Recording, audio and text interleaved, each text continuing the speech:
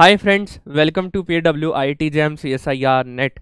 आप सभी लोगों का बहुत बहुत स्वागत है हमारे प्यारे से चैनल फिजिक्स वाला पर। मेरा नाम है केशव गिलोत्रा और मुझे है 6 साल से ज़्यादा का teaching experience in the field of higher mathematics like CSIR net, IIT JAM and CUET PG MSc mathematics entrance examination.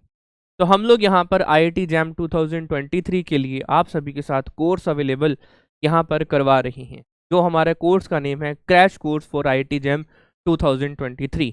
Course का जो हमारा नेम है वो क्षितिज बैच है। 2023 के लिए हम लोग यहाँ पर आप सभी के साथ लेक्चर्स को डिलीवर कर रहे हैं, जहाँ पर आप लोगों को लेक्चर्स की DPPs, लेक्चर्स के नोट्स और लेक्चर्स के ये थ्योरी सेशन जो है आप लोगों को वन शॉट में अवेलेबल हो रहे हैं। तो आज का हमारा जो टॉपिक रहने वाला है इंटीग्रल कैलकुलस हम लोग पढ़ रहे थे। हम लोगों ने लास्ट क्लास में डबल इंटीग्रल के अंदर change of order of integration तक कंप्लीट कर लिया था। आइए अब उससे हम आगे चलते हैं। कुछ एरिया हम निकालेंगे with the help of double integral and the triple integration के साथ हम लोग आज की क्लास में यहाँ पर क्लास को आगे बढ़ा रहे होंगे।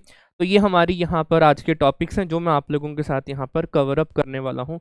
चलो आओ अब हम यहाँ पर और आगे की ओर बढ़ते हैं। हम लोगों ने change of order of integration जो है वो लास्ट क्लास में आप सभी के साथ यहाँ पर डिलीवर कर दिया था, बहुत ही बेहतरीन तरीके से। Change of order of integration आप लोगों के साथ लास्ट क्लास में डिलीवर हो चुका है। अब मैं आप लोगों को यहाँ पर important type of change of order of integration मैं यहाँ पर करवाने वाला हूँ।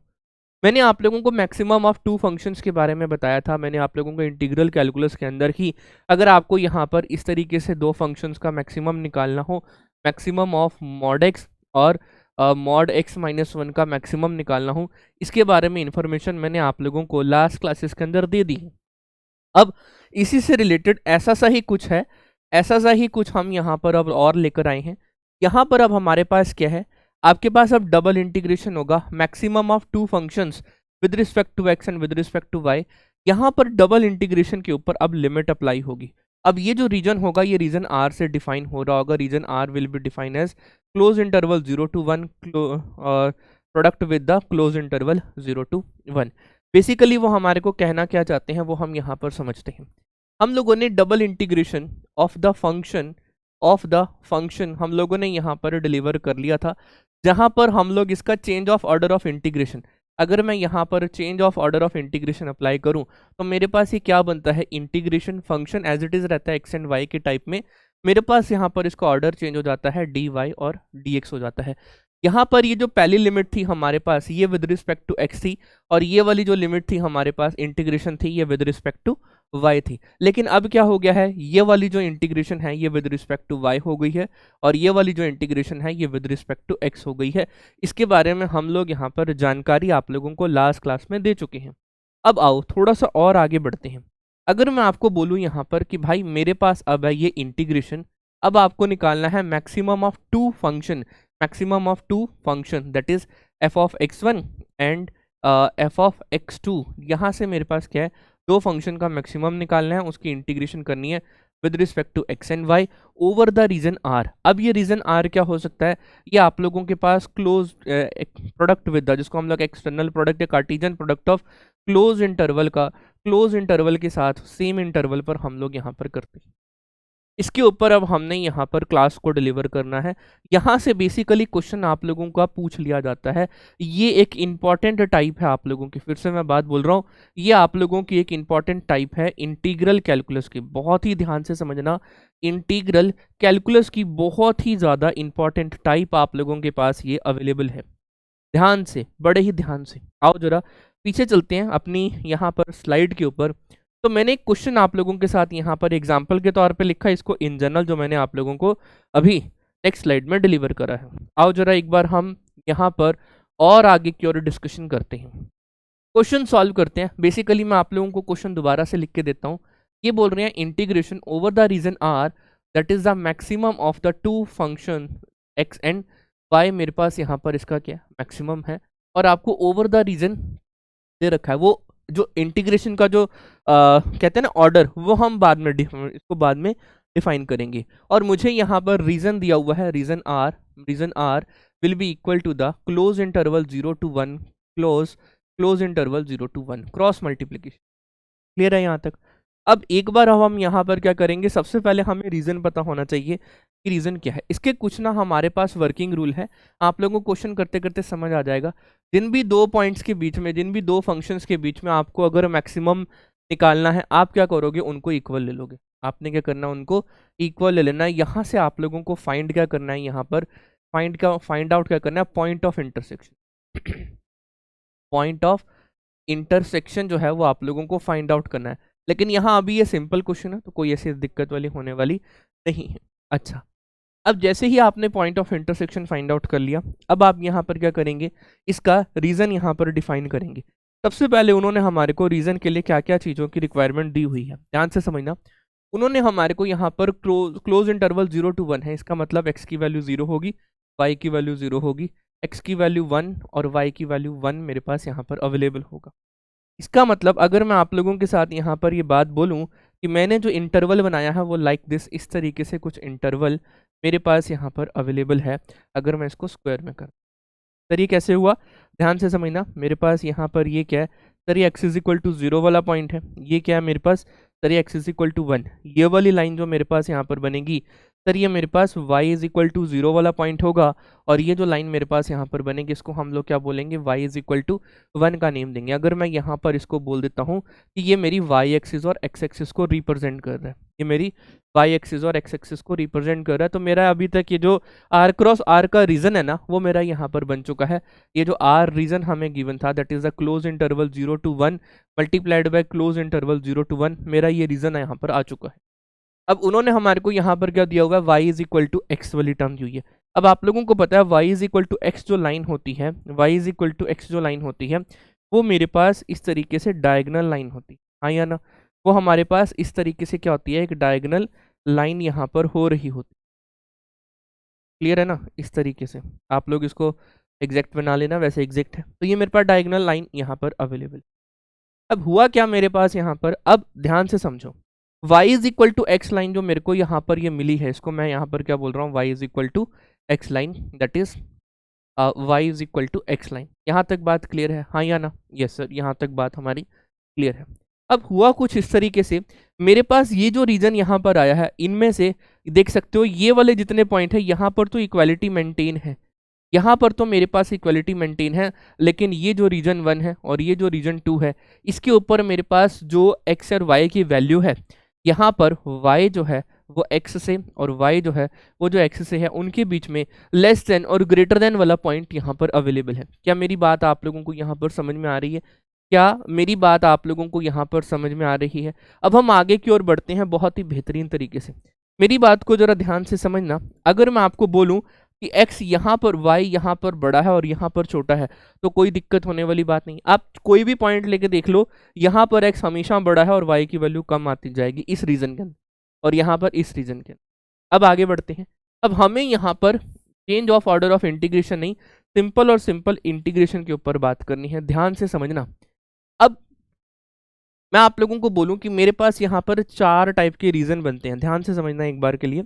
मेरे पास यहाँ पर क्या हो जाएगा, इंटीग्रेशन ऑफ द फंक्शन, यहाँ हो जाएगा मेरे पास रीजन ए, मतलब ये ऑर्डर ऑफ इंटीग्रेशन यहाँ पर आएगा, प्लस ये इंटीग्रेशन हो जाएगा y का, और ये हो जाएगा ऑर्डर ऑफ इंटीग्रेशन। यहाँ पर ये किसके लिए है, मैक्सिमम लेना था, ये मेरा रीजन 1 के लिए है। ये किसके लिए है, ये मेरा रीजन 2 के लिए। क्लियर है पॉइंट यहाँ तक, बढ़े आगे, पक्का बढ़ो आगे।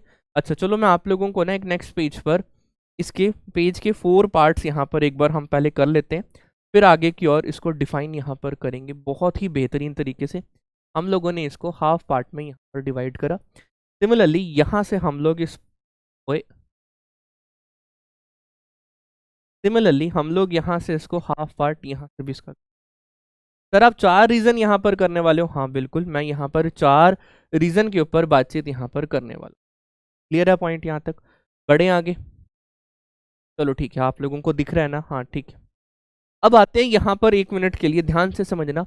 मेरे पास ये जो लाइन यहाँ पर आई है, एक बार हम स्क्वायर भी यहाँ पर चारों तरफ से लगा लेते हैं, ताकि आप लोगों को कोई ऐसी दिक्कत ना होने पाए जो मैं आप लोगों को समझाने की कोशिश कर रहा हूँ। ध्यान से आप लोग एक एक बात को समझेंगे, ध्यान से आप लोग एक एक बात को समझेंगे। आई थिंक लाइट जा चुकी है, लाइट जा चुकी है, नहीं लाइट है, लाइट है, ठीक है, ऐसे झटका सा लगा था। अब मेरे पास यहाँ पर ये क्या है, ये रीजन है, इसको स्क्वायर बना देते हैं। यहाँ पर भी ये रीज़न है, हम लोग यहाँ से भी स्क्वायर के टर्म में लिख लेते हैं। बड़े ध्यान से समझना आप लोग एक एक करके, क्योंकि आप लोगों के समझने की बात है यहाँ, आप लोगों के ये समझने की बात है, बहुत ध्यान से समझना। मेरे पास यहाँ पर y is equal to x line भी अवेलेबल है, उसको भी एक बार हम यहाँ पर अवेलेबल करवा देते हैं। ठीक है जी, मेरे पास ये पॉइंट यहाँ पर आ चुका है, ये वाला पॉइंट यहाँ पर आ चुका है, ये वाला पॉइंट यहाँ आ चुका है, ये वाला पॉइंट। ध्यान से समझना एक एक बात को। अब मैं आगे बढ़ रहा हूँ, अब मैं अपने क्वेश्चन के ऊपर आगे बढ़ रहा हूँ। ये वाली लाइन क्या है मेरे पास यहाँ पर, सर ये x इज इक्वल टू 0 है, यहाँ पर x इज इक्वल टू 1 है। ये वाली लाइन है y इज इक्वल टू 0, ये लाइन है मेरे पास यहाँ पर y इज इक्वल टू 0 से लेकर y इज इक्वल टू 1 तक, ये लाइन मेरे पास यहाँ पर अवेलेबल है। बढ़े आगे। अच्छा, आपको अगर मैं ये बात बोलूँ, क्योंकि अब मैंने यहाँ पर एरिया जो आप लोगों को बताया वो क्या बताया, ओवर द रीजन R, यहाँ x और ये dA बताया था। यहाँ पर मैंने बताया ये मेरे पास y है और ये मैंने यहाँ पर dA बताया। यही बताया ना मैंने आप लोगों को पिछली, ये x है और ये मेरा y की टर्म मेरे पास यहाँ पर अवेलेबल है। अब ध्यान से समझना एक मिनट के लिए। अगर मैं आपको बोलूं कि पहले मैंने क्या करा, यहाँ पर अब ऑर्डर डिफाइन करना है, तो मैंने ऑर्डर कुछ इस तरीके से डिफाइन करा कि मैंने यहाँ पर पैरेलल टू वाई एक्सिस की टर्म मैंने यहाँ पर डिफाइन करी। एक तो रीजन ये वाला हुआ फर्स्ट रीजन के लिए, सेकंड रीजन के लिए मेरे पास ये पॉइंट यहाँ पर आ चुका है। क्या मेरी बात आप लोगों को यहाँ पर क्लियर है? अब आप बोलोगे कि सर ये आपने रीजन यहाँ पर डिफाइन करा, हो सकता है सर इस तरीके से भी रीजन डिफाइन हो रहा हो, यहाँ से लेकर यहाँ तक पहला रीजन, दूसरा रीजन यहाँ से लेकर यहाँ तक, ये मेरे पास यहाँ पर दूसरा रीजन यहाँ पर आ चुका है। अब आप बोलोगे कि सर हो सकता है कि ये वाला रीजन यहाँ से लेकर यहाँ तक डिफाइन हो और लेकिन यहाँ से लेकर यहाँ तक भी तो डिफाइन हो सकता है। यस, मैंने इसके बारे में कब मना करा? क्लियर है पॉइंट यहाँ तक? बढ़े आगे। पक्का। अब हो सकता है सर ये हमारे पास अबव की लाइन जाए और यहाँ पर हमारे पास जो है इसका ऑर्डर ऑफ इंटीग्रेशन ये चेंज हो जाए। ये चार रीजन हमें यहाँ पर डिफाइन करने हैं, इसलिए मैंने आप लोगों के साथ ये चार डायग्राम आप लोगों को यहाँ पर डिफाइन करें। अब एक एक करके सबकी वैल्यूज जो है हम यहाँ पर सब्स्टिट्यूट करते चले जाएंगे और हमें हमारा आंसर जो है वो मिलता चला जाए। बेसिकली ये स्टेप्स जिसके भी पैरेलल है उसके विद रिस्पेक्ट में पहले इंटीग्रेशन हो, है ना? यही वाली बात है ना, जब हमारे पास यहाँ पर change of order of integration जब थी तब तो हम लोगों ने उसको ऑर्डर चेंज करा था, इसको स्टेप्स को रिवर्स करके। लेकिन अब मुझे यहाँ पर क्या हुआ है कि ये DA मैंने यहाँ पर लिख दिया। अब मैं रीजन अपने आप यहाँ पर सेलेक्ट करूंगा। चेंज ऑफ ऑर्डर ऑफ जो है मैं मतलब जो इंटीग्रेशन का ऑर्डर है हम लोग खुद अपने आप यहाँ पर डिफाइन करेंगे। आओ चलो अब इसको यहाँ पर समझते हैं। देखना, इस केस के लिए इंटीग्रेशन हो जाएगी x की, ये मेरे पास पहला रीजन है, ये मेरे पास दूसरा रीजन है। पहला रीजन दूसरा रीजन, यहाँ पर भी पहला रीजन दूसरा रीजन, ये है मेरे पास पहला रीजन और ये दूसरा रीजन। नजरें आप लोगों की बोर्ड पर, ध्यान से समझना। मेरे पास यहाँ पर हम सबसे पहले with respect to y axis यहाँ पर लेंगे और with respect to x axis लेंगे। फिर यहाँ से हो जाएगा हमारे पास डबल इंटीग्रेशन, यहाँ से हमारे पास हो जाएगा डबल इंटीग्रेशन ऑफ वाई, यहाँ से भी हमारे पास होगा विद रिस्पेक्ट टू वाई और विद रिस्पेक्ट टू एक्स की टर्म। अब हुआ क्या, मेरे पास यहाँ पर y कहाँ से लेकर कहाँ तक है? Sir y is equal to 0 से लेकर y is equal to x तक है।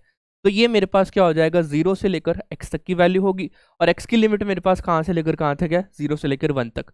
ये हो गया मेरे पास 0 से लेकर 1 तक। नेक्स्ट, यहाँ पर सबसे पहले y की लिमिट रीजन 2 में तो x से लेकर 1 तक, ये हो जाएगा मेरे पास x से लेकर 1 तक और ये 0 से लेकर 1 तक की वैल्यू हमें यहाँ पर मिल चुकी है। हम ये इंटीग्रल को यहाँ पर सॉल्व कर लेंगे। आओ जरा अब हम इस इंटीग्रल को यहाँ पर जरा सॉल्व करते हैं। ये हटा रहा हूँ मैं 1 मिनट के लिए, ठीक है? डन। अब हुआ क्या, अब इस इंटीग्रल को सॉल्व करते हैं। विद रिस्पेक्ट टू y कर रहे हैं तो x यहाँ पर कांस्टेंट आ जाएगा, तो ये इंटीग्रेशन 0 to 1 आएगा, x हो जाएगा और y का 1 बनेगा, फिर ऊपर से x की वैल्यू यहाँ पर बन जाएगी और ये हो जाएगा dx। Plus with respect to y कर रहे हैं तो हमारे पास ये क्या हो जाएगा, 0 to 1 हो जाएगा और ये बन जाएगा मेरे पास y²/2, इंटीग्रेशन हो जाएगी x से लेकर 1 तक, यहाँ से हो जाएगा dx। इस इंटीग्रल को सॉल्व करेंगे, ये मेरे पास क्या x² है, ये मेरे पास x³ 3, इंटीग्रेशन 0 to 1, यहाँ पर हमारे पास हो जाएगा इंटीग्रेशन 0 to 1, 0 to 1, 1 पुट करूंगा तो 1/2 हो जाएगा, x पुट करूंगा तो माइनस के x²/2 हो जाएगा और यहाँ से हो जाएगा dx। इसको सॉल्व करूंगा तो मेरे पास आंसर कितना आएगा, 1/3 आएगा पहले इंटीग्रल को सॉल्व करके। दूसरे इंटीग्रल को सॉल्व करूंगा तो ये मेरे पास क्या हो जाएगा, 1/2 ऑफ x माइनस के x³ 6, यहाँ पर मेरे पास वैल्यू बनेगी और ये इंटीग्रेशन की वैल्यू कितनी हो जाएगी 0 से लेकर 1 तक। जैसे ही अब मैं इसको और सॉल्व कर रहा हूँ, यहाँ से इधर आऊँगा, ये हो जाएगा 1/3 और यहाँ पर मैंने 1 पुट करा तो ये वाली वैल्यू हो जाएगी 1/2, तो यहाँ पर मैंने 1 पुट करा, ये वाली वैल्यू हो जाएगी 1/6 के टाइम। जैसे ही मैं यहाँ पर 0 पुट करूंगा तो आंसर लोअर लिमिट पे 0 पुट करूंगा, इधर सिर्फ लोअर लिमिट पे तो 0 और 0, ये नंबर मेरे पास यहाँ पर बना हुआ है। क्लियर है पॉइंट यहाँ तक? बढ़े आगे, पक्का। 6 एलसीएम, 6 मेरे पास यहाँ पर एलसीएम आ जाएगा, ये वाली वैल्यू बनेगी 3 2 ज़ा +6 और यहाँ पर बन जाएगा मेरे पास -1, तो ये मेरे पास बन जाएगा यहाँ पर दैट इज़ 4/6 दैट इज़ 2/3। मेरे पास आंसर यहाँ पर इस रीजन में आंसर कितना आ रहा है सर? 2/3 आपका यहाँ पर फाइनल आंसर बना है। आया ना? बढ़े आगे, पक्का। अब मैं आपको बोलूं कि जस्ट बिकॉज ऑफ हम यहाँ पर अब ये डबल इंटीग्रेशन एरिया इंटीग्रल यहाँ पर हम लोग सॉल्व कर रहे हैं, क्योंकि जस्ट बिकॉज ऑफ ये एरिया के ऊपर बात आ रही है, तो इसका मतलब ये जो सिनेरियो है हमारे पास, इसका चारों में आंसर जो आएगा वो सेम ही आने वाला है। बस अब मैं आप लोगों के साथ यहाँ पर क्या लिखने वाला हूँ कि इसका इंटीग्रेशन का ऑर्डर हमारे पास यहाँ पर क्या होने वाला है, वो अब हम यहाँ पर समझेंगे। क्लियर है? अच्छा, अब इस केस के लिए हमारे पास यहाँ पर क्या होगा? डबल इंटीग्रेशन x, यहाँ से होगा dy dA, double integration of y, यहाँ से होगा dA, क्योंकि हम लोगों ने पहले डिफाइन कर लिया है। पहले इंटीग्रल के लिए x है और दूसरे इंटीग्रल के लिए y है। पहले इंटीग्रल के लिए x है, दूसरे इंटीग्रल के लिए y है। अब पैरेलल टू x एक्सिस है, तो सबसे पहले हम यहाँ पर किसके लिमिट लिखेंगे? dx की लिमिट लिखेंगे। तो मेरे पास यहाँ पर ये क्या हो जाएगा? यहाँ पेन चेंज कर लेते हैं, यहाँ हम लोग पेन चेंज कर लेते हैं, ग्रीन पेन से लिखते हैं। ये हो जाएगा डबल इंटीग्रेशन ऑफ x, ये हो जाएगा dx dy plus double integration of y, ये हो जाएगा हमारे पास dx dy। क्लियर है पॉइंट यहाँ तक? बढ़े आगे। अच्छा, अब जरा समझो यहाँ पर x की लिमिट मेरे पास यहाँ पर कहाँ से लेकर कहाँ तक है, ध्यान से समझो। सर x की लिमिट है हमारे पास यहाँ पर अब y से शुरू हो रही है और 1 तक जा रही है। क्यों? क्योंकि सर ये मेरे पास x इज इक्वल टू 0 ये वाली लाइन है, और ये लाइन कौन सी? x इज इक्वल टू 1 है। ये लाइन क्या है? y इज इक्वल टू 0 है, और ये वाली लाइन क्या है मेरे पास? y इज इक्वल टू 1 है। तो मेरे पास अब ये लिमिट कहाँ से लेकर कहाँ तक हो रही है? x की लिमिट y से लेकर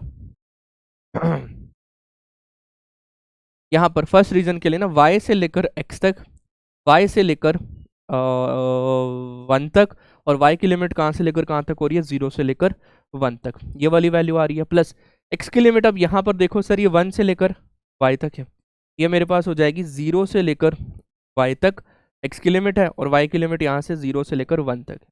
क्लियर है पॉइंट? हम एक बार वेरीफाई कर लेते हैं, हमारा यही आंसर आ रहा है। 0 to 1 0 to 1 y to 1 y to 1 dx dy, 0 to 1 और यहाँ से हो गया 0 to x dx dy। बिल्कुल ठीक है। इसका भी आंसर आप लोगों के पास, आप लोग मैच कर लेना, इसका भी आंसर आप लोगों के पास 2/3 आने वाला। क्लियर है पॉइंट यहाँ तक? बढ़े आगे, नेक्स्ट कंसेप्ट को भी अब हम लोग यहाँ पर और बेहतरीन तरीके से लिख लेते हैं। एक बार हम ऐसे करते हैं, इस पूरी फिगर को उठा कर ना साइड में कर देते हैं। पूरी फिगर को उठाकर हम लोगों ने क्या कर दिया? साइड में कर दिया। इसको भी पूरी फिगर को उठाकर हम लोगों ने क्या कर देना? यहाँ पर साइड में कर देना, क्योंकि ऐसी कोई दिक्कत वाली बात यहाँ पर है नहीं।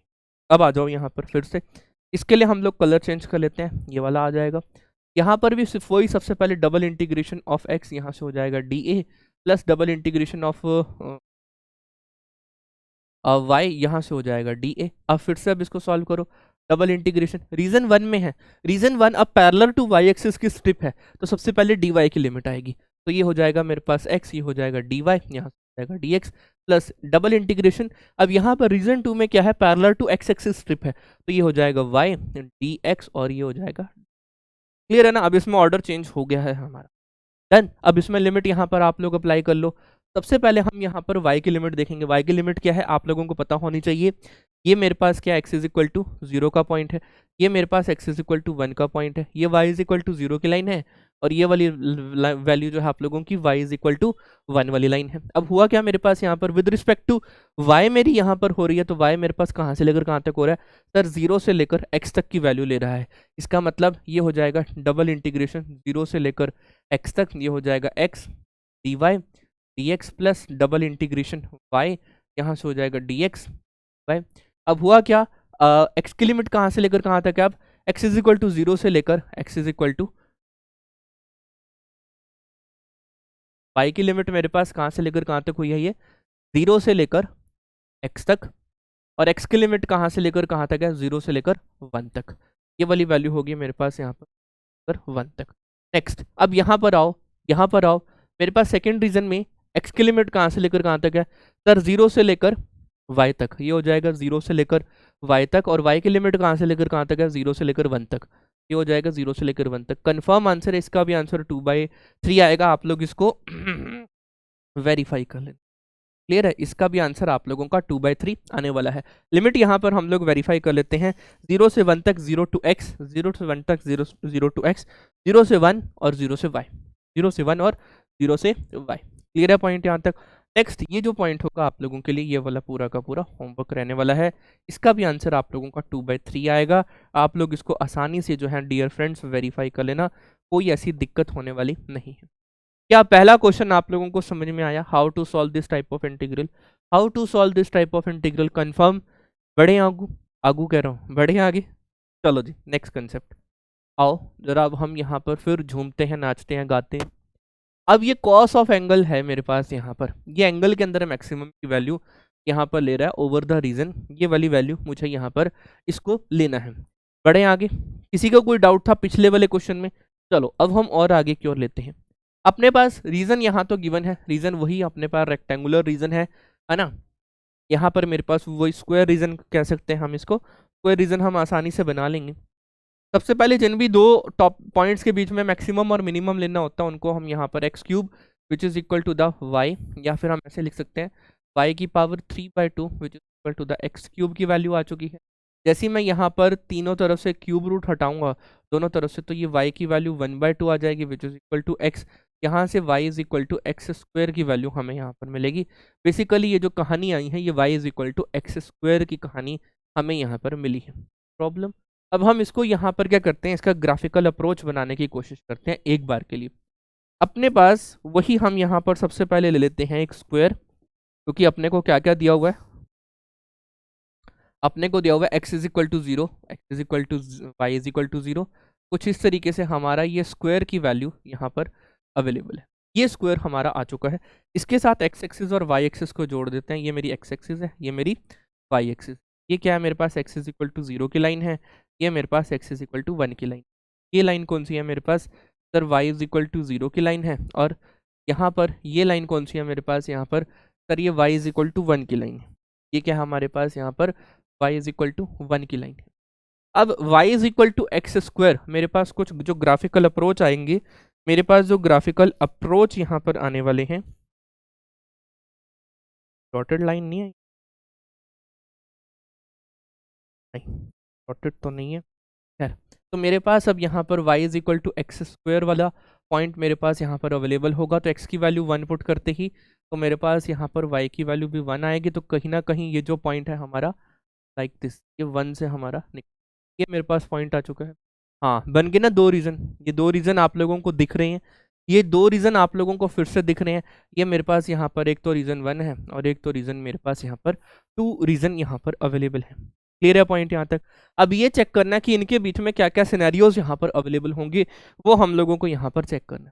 अगर मैं आपको बोलूँ कि y जो है वो लेस देन एक्स स्क्वायर है, लेकिन अपने को तो ये सब चीज़ें चाहिए, y जो है लेस देन एक्स स्क्वायर है, इसका मतलब y की पावर 1/2 जो है लेस देन एक्स होगी। इसका मतलब y की पावर जो है 3/2 वो लेस देन एक्स क्यूब होगा। y की पावर 3/2 जो है वो लेस देन एक्स क्यूब होगा। सिमिलरली मेरे पास यहाँ पर दूसरी कंडीशन में अगर y की value greater than x square है, तो इसका मतलब y की वैल्यू जो 1/2 है वो ग्रेटर देन x होगी। इसका मतलब y की वैल्यू जो 3/2 है वो ग्रेटर देन x की पावर 3 की टर्म आएगी। अब ये देखना है कि मेरे पास ये फर्स्ट रीजन में कौन सा आएगा और ये सेकंड रीजन में हमारे पास कौन सी वैल्यू यहाँ पर अचीवेबल होने वाली है। क्लियर है यहाँ तक? अब यहाँ पर हमारे पास क्या y जो है वो ग्रेटर देन एक्स स्क्वायर है, यहाँ पर y जो है वो लेस देन एक्स स्क्वायर की टर्म मेरे पास यहाँ पर अवेलेबल है। क्लियर है पॉइंट? ओके, अपन को यहाँ पर ये वाली वैल्यू तो पता चल चुकी है। अब हमने सीधी सीधी सरल भाषा में बात बोलनी है कि हमारे पास अब यहाँ पर क्या क्या वैल्यूज अवेलेबल हैं, उसके कोरस्पॉन्डिंग अब हम यहाँ पर डबल इंटीग्रेशन को सॉल्व करेंगे। तो ये डबल इंटीग्रेशन हो जाएगा, that is cos of maximum value of dx plus double integration of cos of maximum value of dA का पॉइंट मेरे पास यहाँ पर अवेलेबल है। यहाँ पर मैक्सिमम वैल्यू कौन सी है, एक्स स्क्वायर। इसका मतलब एक्स स्क्वायर के कोरस्पॉन्डिंग एक्स क्यूब आ रहा था, इसका मतलब मेरे पास यहाँ पर जो आएगा वो एक्स क्यूब आएगा। और यहाँ पर मेरे पास जो वैल्यू बनेगी हमारे पास जो ये वाली वैल्यू यहाँ पर बन रही होगी that is cos of y की पावर 3/2 ऑफ डी ए का पॉइंट हमें यहाँ पर मंजूर है। क्लियर है पॉइंट यहाँ तक। अब इसको फिर से विद रिस्पेक्ट में एक बार ऐसे करते हैं, यहाँ पर कंफ्यूजन ना क्रिएट हो, हम ऐसा करते हैं इनके बीच में ये पॉइंट और ये वाला पॉइंट यहाँ से हटाते हैं और इनके बीच में जो इनकी ओरिजिनल वैल्यूज हैं वो हम यहाँ पर पुट कर लेते हैं। दैट इज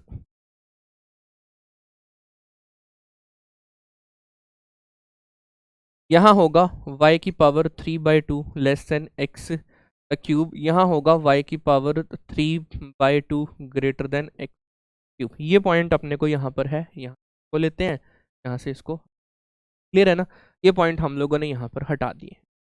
अब हमारे पास यहाँ पर ऑर्डर ऑफ इंटीग्रेशन के ऊपर बात करें तो हम लोगों ने अब इसके ऊपर कौन से पॉइंट को यहाँ पर लेना है वो समझने वाली बात अब हमारी यहाँ पर आ चुकी। ध्यान से समझना, ध्यान से समझना, बिल्कुल और बिल्कुल। अब हम इसके ऊपर डिस्कशन यहाँ पर कर लेते हैं। यहाँ एक्स क्यूब है, ये बाहर आ रहा है के साथ, दैट इज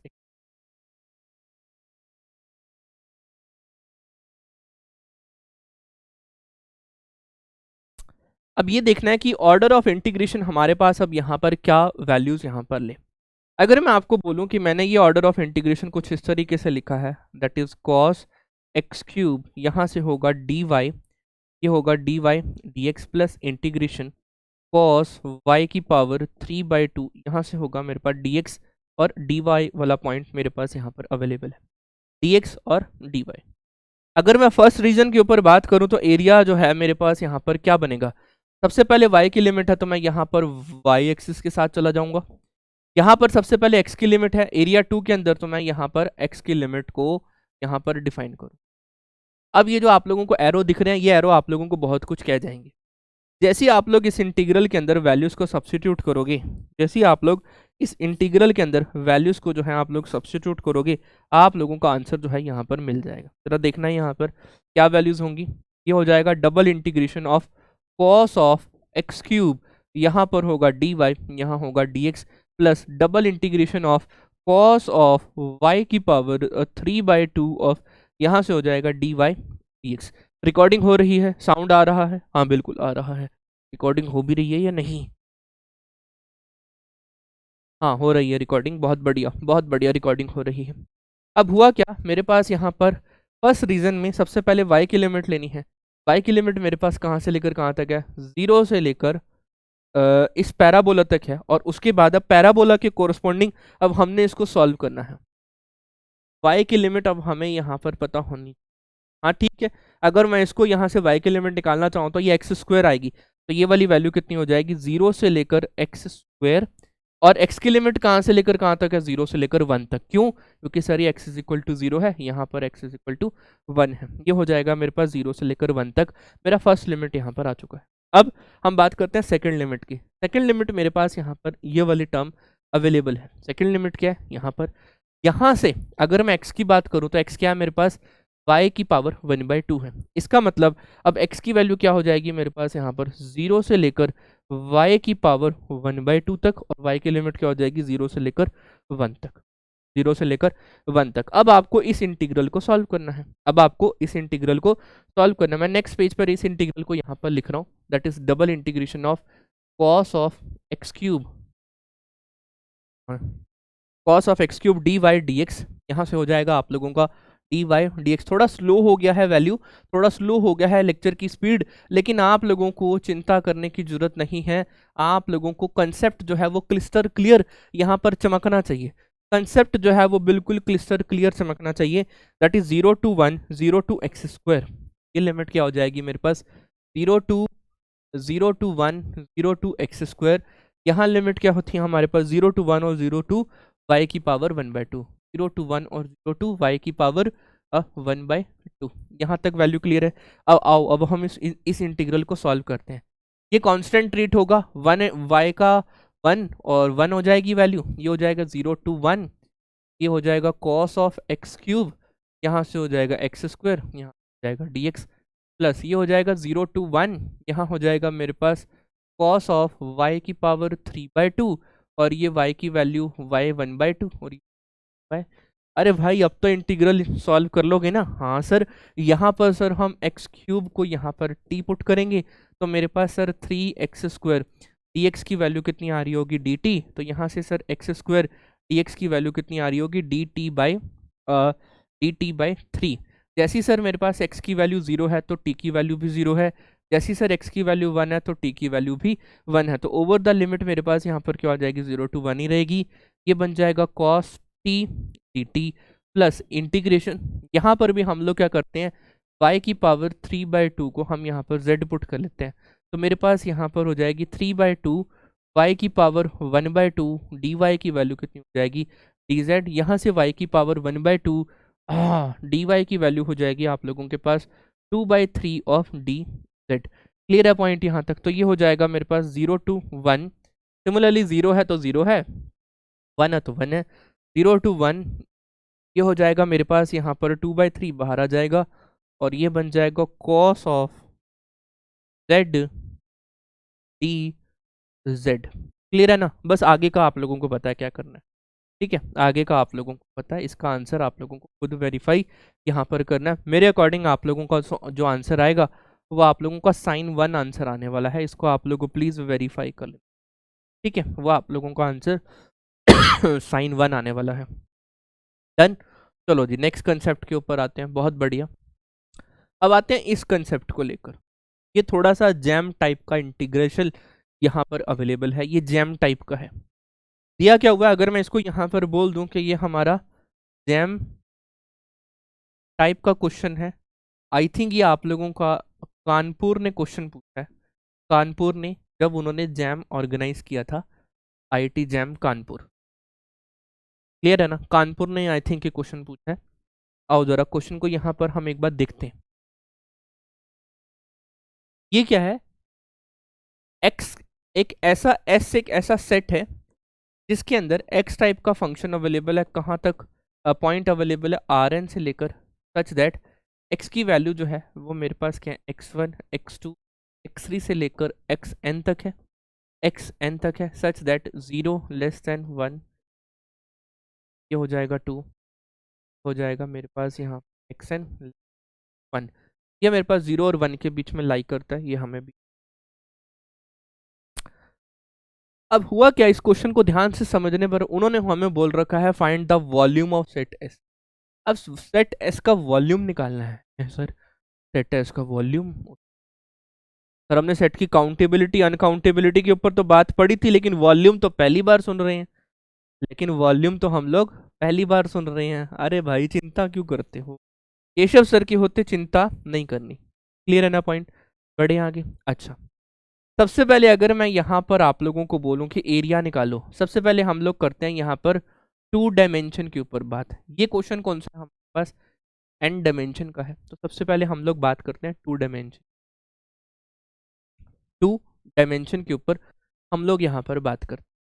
अच्छा, अगर मैं एरिया इंटीग्रल निकालूं इसका 2 डायमेंशन को लेकर, तो मेरे पास यहाँ पर क्या हो जाएगा, 0 to 1 होगा, ये 0 to x होगा, यहाँ से हो जाएगा dx, सॉरी यहाँ से हो जाएगा मेरे पास dy।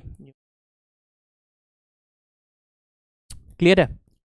जैसे ही मैं इसको यहाँ पर सॉल्व करूंगा मेरे पास यहाँ पर वैल्यू क्या बचेगी, 1 अपर पुट करूंगा तो x, ये हो जाएगा 0 to 1 ऑफ x dx, मतलब मेरे पास x² डिवाइडेड बाई 2, ये हो जाएगा 0 to 1 मतलब 1/2, मतलब 1/2 इंटू 1 मतलब 1/2 फैक्टोरियल। मतलब जब मैंने यहाँ पर 2D के ऊपर बात करी तो 1/2 फैक्टोरियल के तौर पर मुझे ये वैल्यू यहाँ पर मिल चुकी।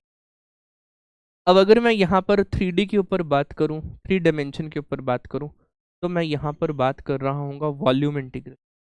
तो वो हो जाएगी मेरे पास यहाँ पर volume integral 0 to 1, 0 to x, और मेरे पास यहाँ पर वैल्यू क्या हो जाएगी 0 to y। ये वैल्यू मेरे पास यहाँ पर क्या होगी, dy dz, यहाँ पर हो जाएगा dx। ठीक लिखा है मैंने यहाँ तक, dz dy dx, यहाँ पर वैल्यू क्या होनी चाहिए, ये dz dy और ये dx का टर्म मेरे पास यहाँ पर आना चाहिए। पहली इंटीग्रल को अगर मैं सॉल्व करूंगा तो ये डबल इंटीग्रेशन हो जाएगी 0 to 1, 0 to x। पहले इंटीग्रल में आएगा z, y वैल्यू आ जाएगी मेरे पास y, ये हो जाएगा डी वाई। क्लियर है?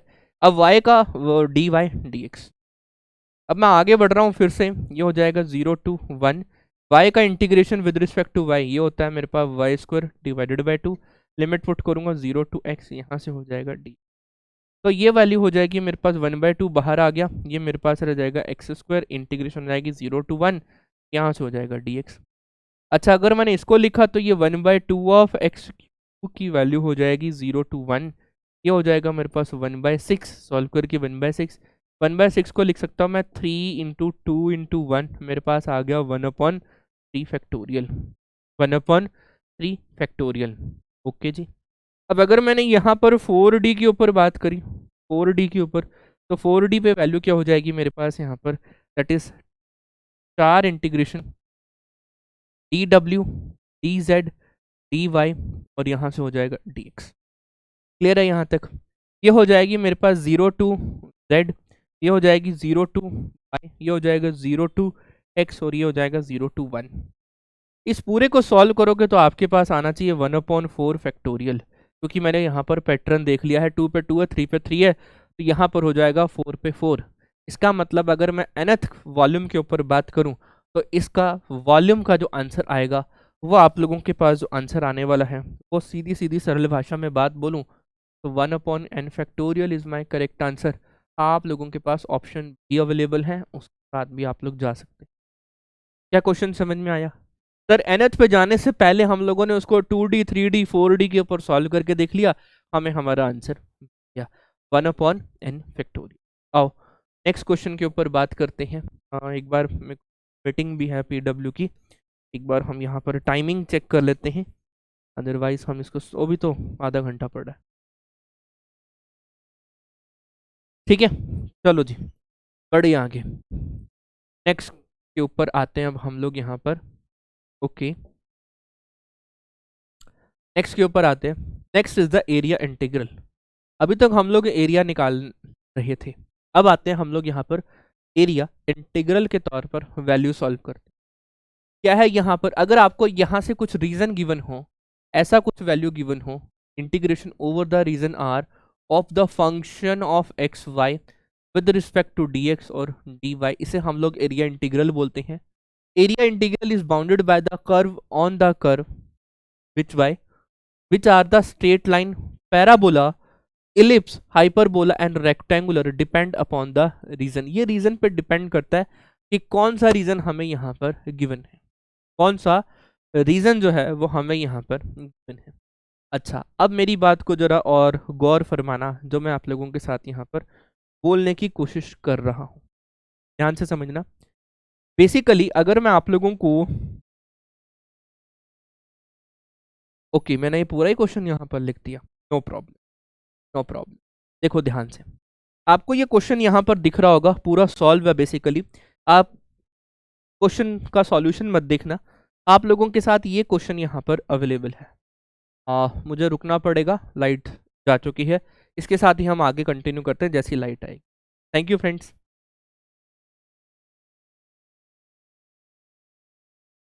तो चलिए लाइट आ चुकी है, आगे कंटिन्यू करते हैं हमारे लेक्चर को। तो हम यहाँ पर अपने लेक्चर को पढ़ रहे थे, हम इस क्वेश्चन को देख रहे थे, इतने में हमारी स्टूडियो में जो है लाइट चली गई थी। आओ आगे कंटिन्यू करते हैं। बेसिकली हम यहाँ पर बात कर रहे थे एरिया इंटीग्रल को लेकर और इस क्वेश्चन के ऊपर हम लोग डिस्कशन कर रहे थे।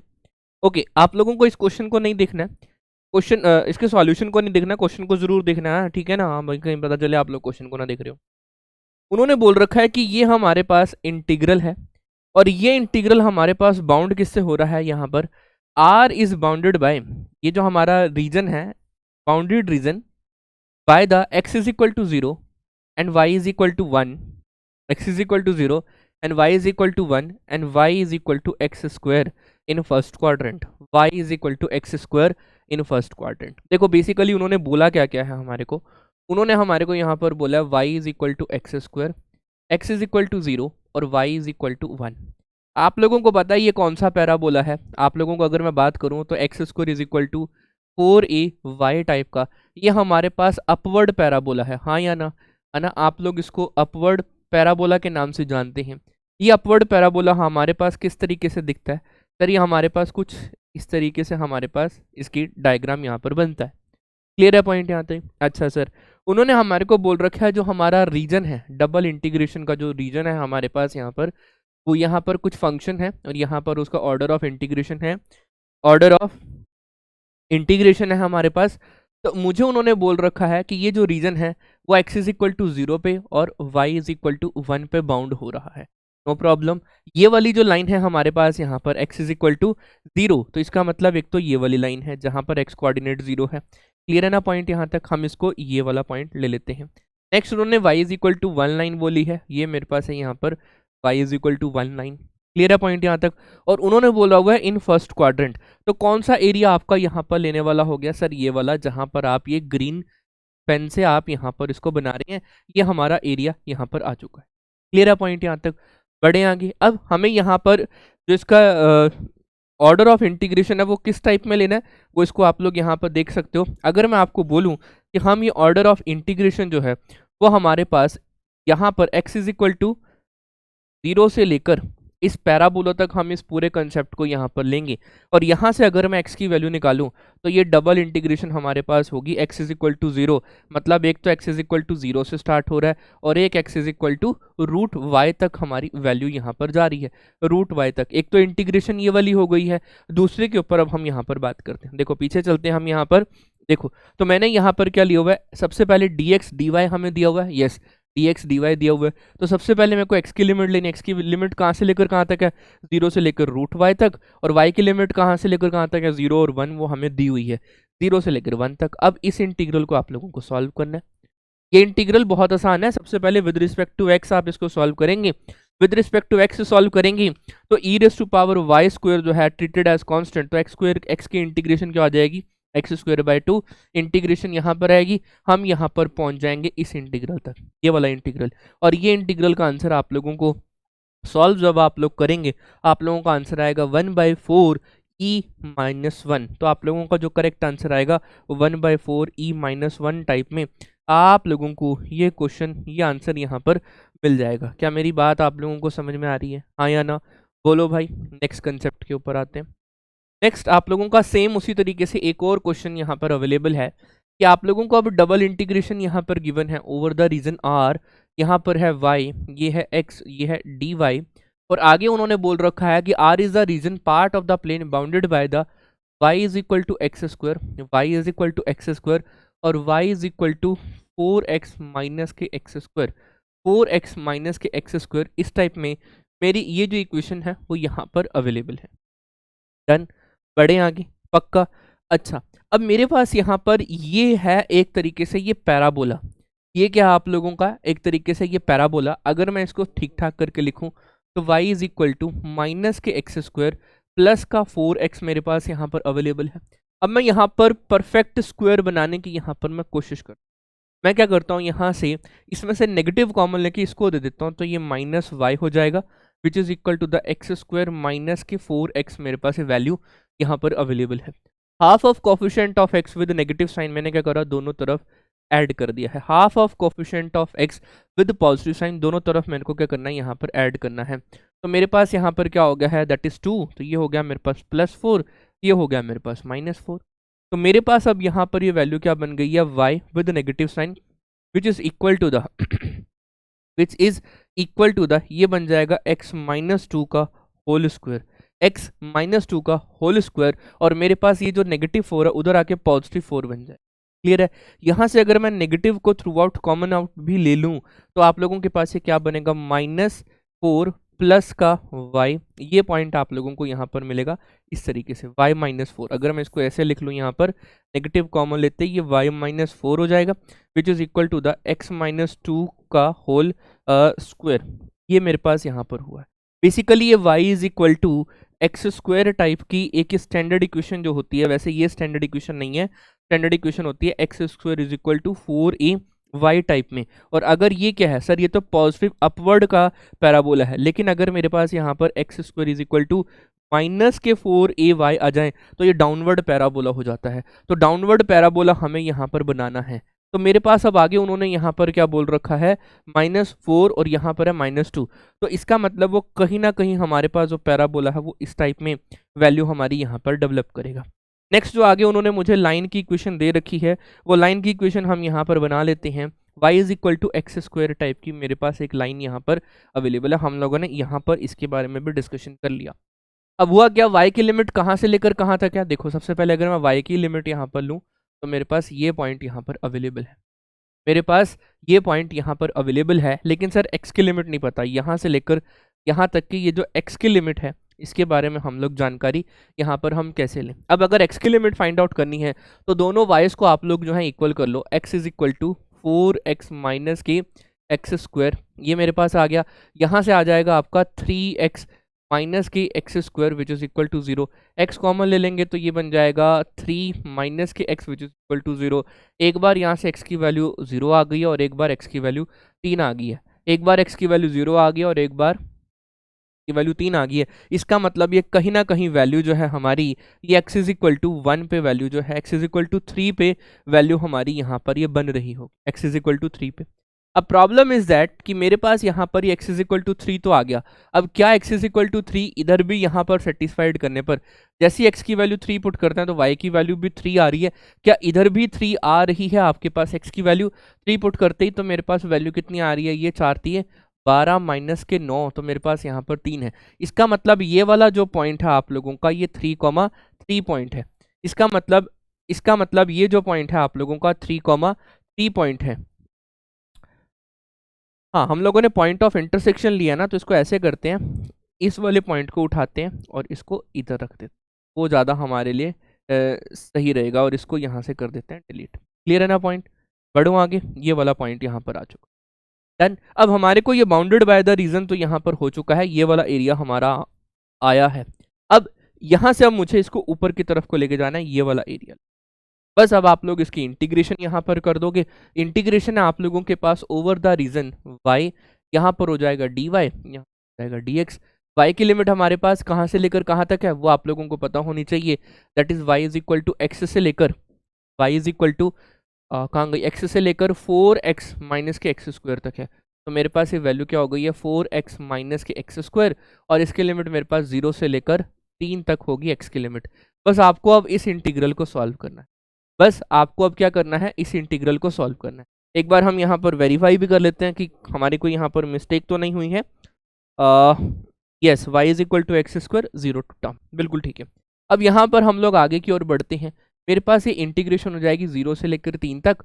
यहाँ से हो जाएगा वाई स्क्वायर डिवाइडेड बाय 2, ये 1/2 मैंने बाहर ले लिया। लिमिट पुट करेंगे यहाँ पर x, और यहाँ पर होगी 4x माइनस के x square with respect to x। हम इंटीग्रेशन बाद में करेंगे। ये 1/2 मेरी बाहर है, ये इंटीग्रेशन हो जाएगी 0 से लेकर 3 तक। 4x पुट करेंगे तो ये मेरे पास हो जाएगा 4x माइनस के एक्स स्क्वायर का होल स्क्वायर माइनस के एक्स स्क्वायर, ये हो जाएगा dx। इसको दोबारा से ओपन अप कर लेंगे हम यहाँ पर 1/2 इंटीग्रेशन 0 से लेकर 3 तक, ये हो जाएगा 16x स्क्वायर प्लस x की पावर 4, और यहाँ पर हो जाएगा माइनस के 8x का क्यूब, माइनस का 8x का क्यूब माइनस के एक्स स्क्वायर, यहाँ हो जाएगा dx।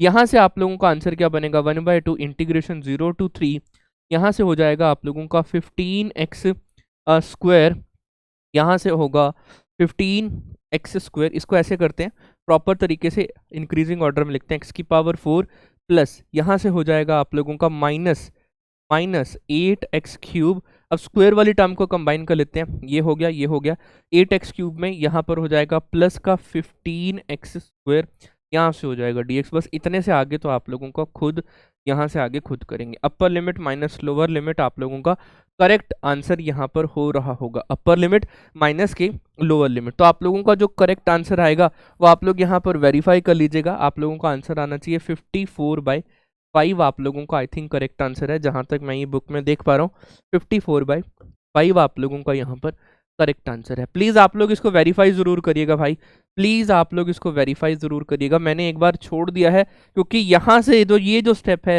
ये आप लोगों का बेबी स्टेप है। मैं बेबी स्टेप भी करवाने लग गया तो हो गया कंसेप्ट यहाँ पर, बेबी मतलब बच्चों वाला स्टेप है ये। क्लियर है, डन। आ जाओ अब इसको और आगे की ओर बढ़ते हैं। Next is the reason bounded by the rectangular, reason bounded by the rectangular, और आगे उन्होंने बोल रखा है यहाँ पर कि x plus y if y की वैल्यू इन दोनों के बीच में है अदरवाइज जीरो है, इफ y की वैल्यू इन दोनों के बीच में है अदरवाइज जीरो है। ये क्वेश्चन आप लोगों के लिए बेसिकली तो होमवर्क में है, बेसिकली ये क्वेश्चन आप लोगों को होमवर्क में है। मैंने लास्ट में इसका आंसर भी लिखा हुआ है, इंटीग्रल का आंसर, इंटीग्रल भी कुछ इस तरीके से है। ये जो जितना पोर्शन है, ये पोर्शन जो मैंने आप लोगों को यहाँ पर दिया है बहुत ही बेहतरीन तरीके से, इतना पोर्शन, ये पोर्शन आप लोगों के लिए एज अ हिंट है, इसको आप लोग अपना हिंट समझें। इस क्वेश्चन को सॉल्व करने के लिए मैंने आप लोगों को हिंट भी दिया है। लेकिन अब हम आगे की ओर बढ़ते हैं, हाउ टू थिंक। उन्होंने मुझे बोल रखा है कि x प्लस वाई की वैल्यू अवेलेबल होगी कब, जब मेरे पास जो y की वैल्यू है वो लेस देन होगी आप लोगों के पास एक्स स्क्वायर, और यहाँ से होगी 2x स्क्वायर के बीच में। अरे भाई अगर मैं यहाँ पर इनको एक बार के लिए लेट कर लूँ तो y is equal to x square एक पैराबोला आएगा, यहाँ से y is equal to 2x square मेरे पास दूसरा पैराबोला आएगा। बेसिकली ये x square is equal to 4ay type का पैराबोला है, ये भी मेरे पास यहाँ पर x square is equal to 4ay type का पैराबोला, दोनों ही अपवर्ड पैराबोला है, दोनों ही हमारे पास के अपवर्ड पैराबोला हैं। अब यहाँ पर y is equal to x square एक स्टैंडर्ड पैराबोला है, ये वाला जिसको हम लोग यहाँ पर x square is equal to y लेंगे, और यहाँ से इधर वाली टर्म से मेरे पास यहाँ पर अगर मैं ऊपर की तरफ को लिखूँ तो मेरे पास X square is equal to 1/2 of Y है, मतलब मेरे पास अब यहाँ पर हाफ होगा, पहले वाले पैराबोला से हाफ खुलेगा ये वाला पैराबोला, देख सकते हो लाइक दिस। ये मेरे पास यहाँ पर टर्म यहाँ पर अवेलेबल है। आगे उन्होंने मुझे रेक्टेंगुलर रीजन दे रखा है, ये जो रेक्टेंगुलर रीजन है ये x is equal to 0, y is equal to 0, x is equal to 1 और Y is equal to 1 type का है। तो मेरे पास यहाँ से y इज इक्वल टू 1, ये मेरे पास हो गई y is equal to 1 type की वैल्यू, और अब मुझे यहाँ पर x is equal to 1 type में वैल्यू यहाँ पर लेनी है, तो इसका मतलब वो यहाँ से पास आउट करेगा, x इज इक्वल टू 1 भी यहाँ से पास आउट यहाँ पर कर रहा होगा। अब मुझे एरिया कौन सा लेना है वो यहाँ पर समझाने वाली बात है। एरिया आपको लोगों को लेना है इन दोनों के बीच का, ये वाला एरिया, ये वाला एरिया आप लोगों को यहाँ पर लेना है। क्लियर है पॉइंट यहाँ तक, क्लियर है पॉइंट यहाँ तक, बढ़े आगे पक्का। अब अगर मैं रीजन यहाँ पर लूँ आप लोगों के साथ, बहुत ही प्यारा रीजन कि इसकी जो वैल्यू है वो कहाँ से लेकर कहाँ तक हमारी डेवलप होगी, मतलब over the region dx dy है। अगर मैं विद रिस्पेक्ट टू x इसकी लिमिट यहाँ पर डेवलप करूँ तो डियर फ्रेंड्स मेरे पास यहाँ पर क्या लिमिट बन रही होगी, मेरे पास लिमिट बन रही होगी यहाँ से लेकर यहाँ तक की सेम सेम लिमिट, बस कुछ नहीं करना, पहले पैराबोला से दूसरे पैराबोला, और उसके बाद जो है y की लिमिट क्या हो जाएगी 0 to 1, काम खत्म। तो आप लोगों के पास से देख सकते हो पहले पैराबोला से लेकर दूसरा पैराबोला, पहला पैराबोला है यहाँ पर y/2 का अंडर रूट, दूसरा पैराबोला है आप लोगों का रूट y, और यहाँ पर हो जाएगा x प्लस वाई, यहाँ से हो जाएगा आप लोगों का dx dy, y की लिमिट कहाँ से लेकर कहाँ तक है 0 से लेकर 1 तक। बस अब तो ये वाला स्टेप आप लोगों के लिए होम, ये स्टेप आप लोगों के लिए होगा। क्लियर है पॉइंट यहाँ तक, बढ़े आगे पक्का। आप लोग इसका change of order of integration भी कर सकते हो, लेकिन जैसे ही आप लोगों को ये change of order of integration यहाँ पर करना है, मैं आप लोगों को बता देता हूँ फिर भी एक बार, change of order of integration करते ही आप लोगों के पास यहाँ पर क्या वैल्यूज बन रहेंगी, ये इंटीग्रेशन जो है 2 पार्ट्स में ब्रेक होगा। एक तो आप लोगों की ये रेड लाइन वाला आप लोगों को मार्क यहाँ पर चाहिए, जो मैंने मार्क यहाँ पर करा है आप लोगों को, मतलब ये पॉइंट ऑफ इंटरसेक्शन चाहिए। इसका मतलब आप लोगों को यहाँ से एक बार इस लिमिट के ऊपर बात करनी है, कौन सा कलर ले जो आप लोगों को दिख जाए, ये वाला कलर। एक बार आप लोगों को इस लिमिट, इस एरिया, इस रीजन के ऊपर बात करनी है, और एक बार आप लोगों को इस रीजन के ऊपर बात करनी है। तो ये 2 रीजन यहाँ पर बनेंगे, लेकिन IIT जैम एग्जाम में हमें एरिया अगर निकालने का है तो एरिया को जहाँ मर्जी से चले जाओ वो सेम तरीके से आप लोगों के पास बनेगा। तो इसका मतलब हमारे पास ये जो वैल्यूज़ यहाँ पर आ रही हैं, आप लोगों की ये जो वैल्यू आएगी, ये वाली वैल्यू आप लोगों का करेक्ट आंसर होगा। Please verify this question also. आप लोगों का वेरिफिकेशन करना बहुत ही ज़्यादा इंपॉर्टेंट है, आप लोगों का वेरिफिकेशन करना बहुत ही ज़्यादा इंपॉर्टेंट है। चलो अब हम और आगे की ओर बढ़ लेते हैं, क्वेश्चन को और बेहतरीन तरीके से कंसेप्ट को यहाँ पर चमकाते हैं। फिर से वही find the area of the plane bounded by the region. आप लोगों को बस अब ये रीजन यहाँ पर फाइंड आउट करना है, कहाँ से लेकर कहाँ तक की वैल्यू हमें ये इक्वेशन यहाँ पर दे रहा है। उन्होंने हमें दे रखा है x is equal to 6 y square minus k 2 and x is equal to 2 y square की वैल्यू। मैं एक बार क्वेश्चन में मुझे ऐसा लग रहा है कुछ गड़बड़ है, मैं एक बार क्वेश्चन को यहाँ पर वेरीफाई करता हूँ। क्वेश्चन को वेरिफिकेशन थोड़ा सा ये तो क्वेश्चन है, बेसिकली बात यह है कि ये अप्लाइड मैथ्स है। जब तक अप्लाइड मैथ्स में क्वेश्चन वेरीफाई ना हो जाए ना, हो सकता है प्रिंटिंग मिस्टेक भी हो। प्रिंटिंग क्यों, हैंड रिटन ही है सर ये, फिर भी एक बार वेरीफाई कर लेना, बहुत ही ज़्यादा इंपॉर्टेंट है। बिना वेरिफिकेशन के दिक्कत हो जाएगी भाई, सारी मेहनत भी कर लो। तो क्या है, x is equal to 6y² - 2, 6y² - 2, इस टाइप में वैल्यू मेरी यहाँ पर अवेलेबल है। और x is equal to 2y² की value, x is equal to 2y² की वैल्यू भी हमारे पास यहाँ पर अवेलेबल है। अच्छा, अब अगर मैं आप लोगों के साथ बात करूं कि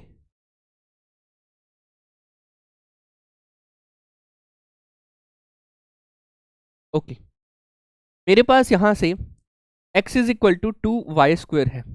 अब अगर मैं 6 को ऐसे लिख लूं कि सर ये 3 × 2 और y² - 2 है, ये बात है, 3 × 2 = 6। 2y² की वैल्यू कितनी है मेरे पास, यहाँ पर x है, तो मेरे पास यहाँ से कितनी जाएगी, x is equal to 3x - 2। यहाँ से इधर से वैल्यू आ जाएगी, तो ये 2x - 2 which is equal to 0। x की वैल्यू कितनी आएगी, 1 आएगी। x की वैल्यू कितनी आ रही होगी, 1 आ रही होगी।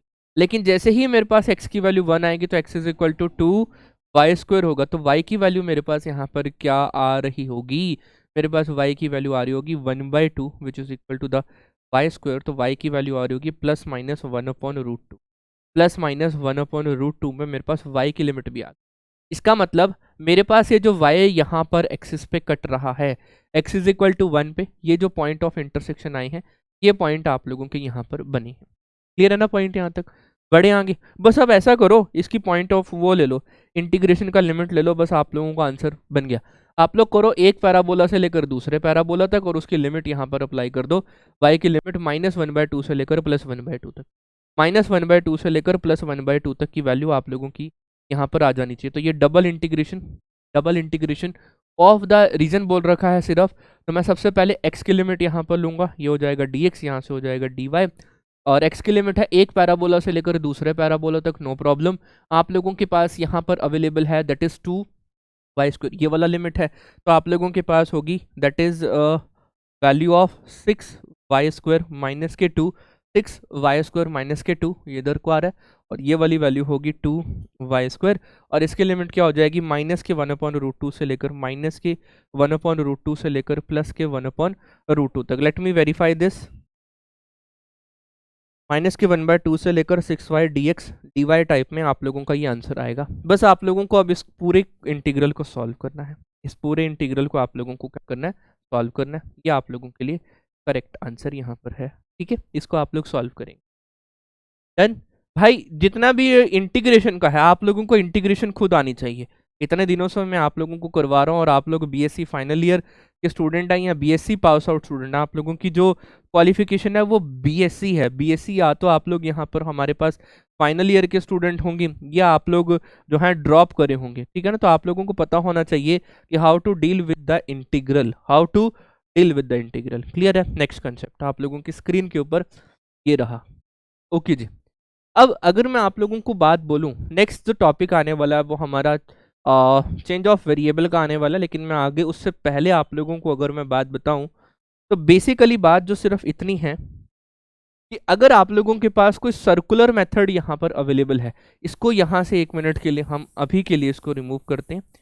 तो अभी के लिए हम यहाँ पर नहीं लिखते, आगे की ओर बढ़ते। अगर मैं बात करता हूँ, आप लोगों के पास कोई सर्कल गिवन है x² + y² which is equal to the a², ध्यान से समझना 1 मिनट के लिए। ये मेरे पास यहाँ पर सर्कल अवेलेबल है। सर इतना सब कुछ है आपके पास डिजिटल बोर्ड पे, फिर भी आप हैंड रिटन बना रहे हो, सर चलेगी नहीं बात। नेक्स्ट फैक्टर यहाँ से लेकर यहाँ तक की वैल्यू अवेलेबल है।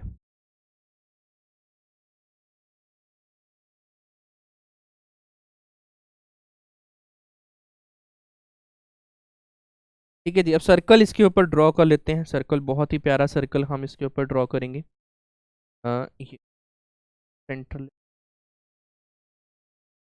रहा सर,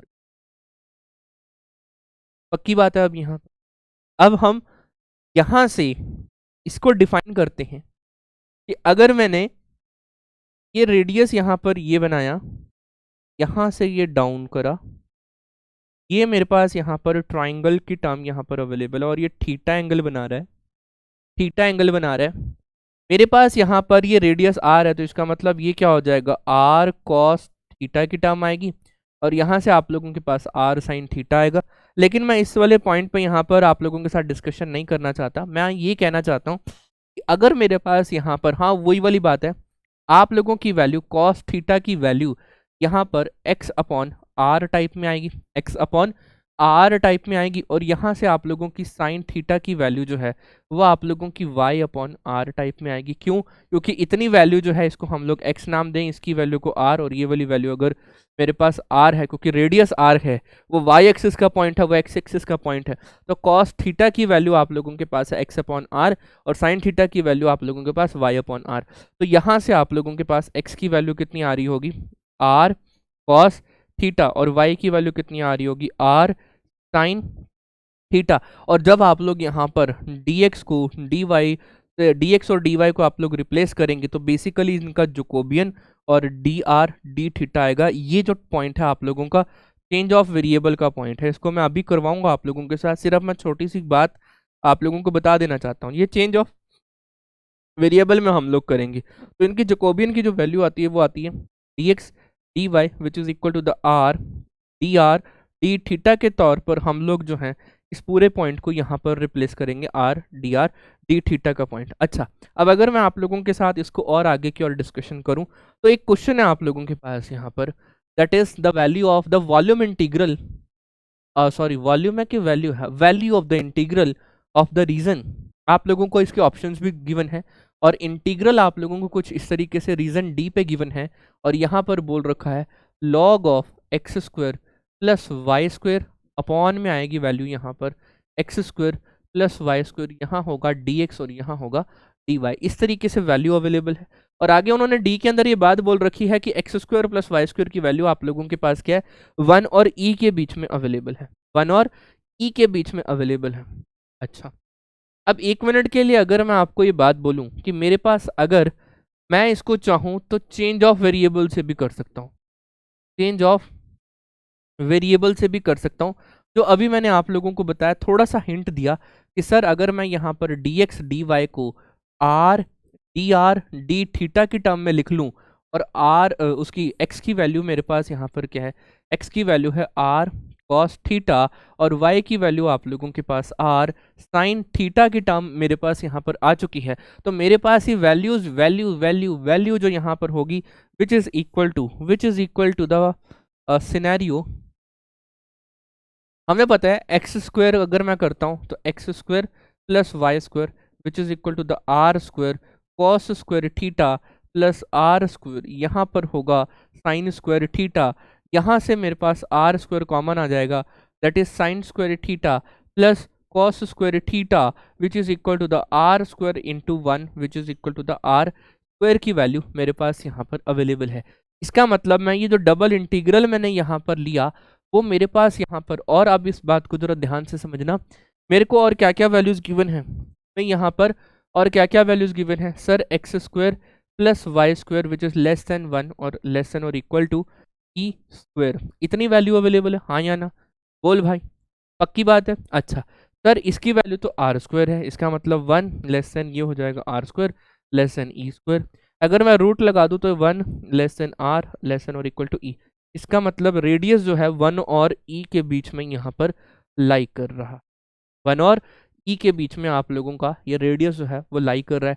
इसका मतलब ये जो वैल्यू होगी लॉग ऑफ यहाँ से हो जाएगा आर स्क्वायर, ये वैल्यू होगी डिवाइडेड बाय आर स्क्वायर, यहाँ हो जाएगा आर डी थीटा की टर्म आएगी डी थीटा, और भाई क्या वैल्यू हो जाएगी मेरे पास यहाँ पर, आर की वैल्यू जो है वो 1 से लेकर ई तक अवेलेबल और थीटा की वैल्यू जो है 0 से लेकर 2 पाई। क्यों? क्योंकि sir x square plus y square theta 2 pi 160 का पूरा, सॉरी 160 बोल रहा हूँ, 360 की पूरी रोटेशन यहाँ पर अवेलेबल है। क्लियर है ना? तो एक आर से एक आर कैंसिल आउट हो जाएगा। और एक बात देखो कि इसका और थीटा की वैल्यू का कोई यहाँ पर लेना देना नहीं है, तो मैं इसको यहाँ से 0 to 2 पाई डी थीटा को यहाँ पर अलग कर सकता हूँ और मेरे पास यहाँ पर ये इंटीग्रेशन हो जाएगा 1 to e 1 टू ई, ये कैंसिल आउट हो गया है। और लॉग की प्रॉपर्टी है, इसको 2 को बाहर ले गए हम लोग, लॉग ऑफ आर, और ये 1/r डी आर की वैल्यू हम लोगों ने इसको यहाँ पर लिख ली। फंक्शन और उसका डेरिवेटिव आप लोगों के पास पड़ा है, फंक्शन और उसका डेरिवेटिव आप लोगों के पास पड़ा। अगर मैंने उसको टी पुट करा, बेसिकली बात यहाँ पर समझो, जो मैं यहाँ पर कहने की कोशिश यहाँ पर कर रहा हूँ, 2 पाए 3 पाए 4 पाए के देखते हैं क्या वैल्यूज बनता है यहाँ पर।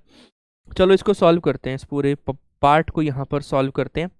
क्या वैल्यू यहाँ पर होनी चाहिए, यहाँ पर इस इंटीग्रल को तो सॉल्व करके आ गया 2 पाई।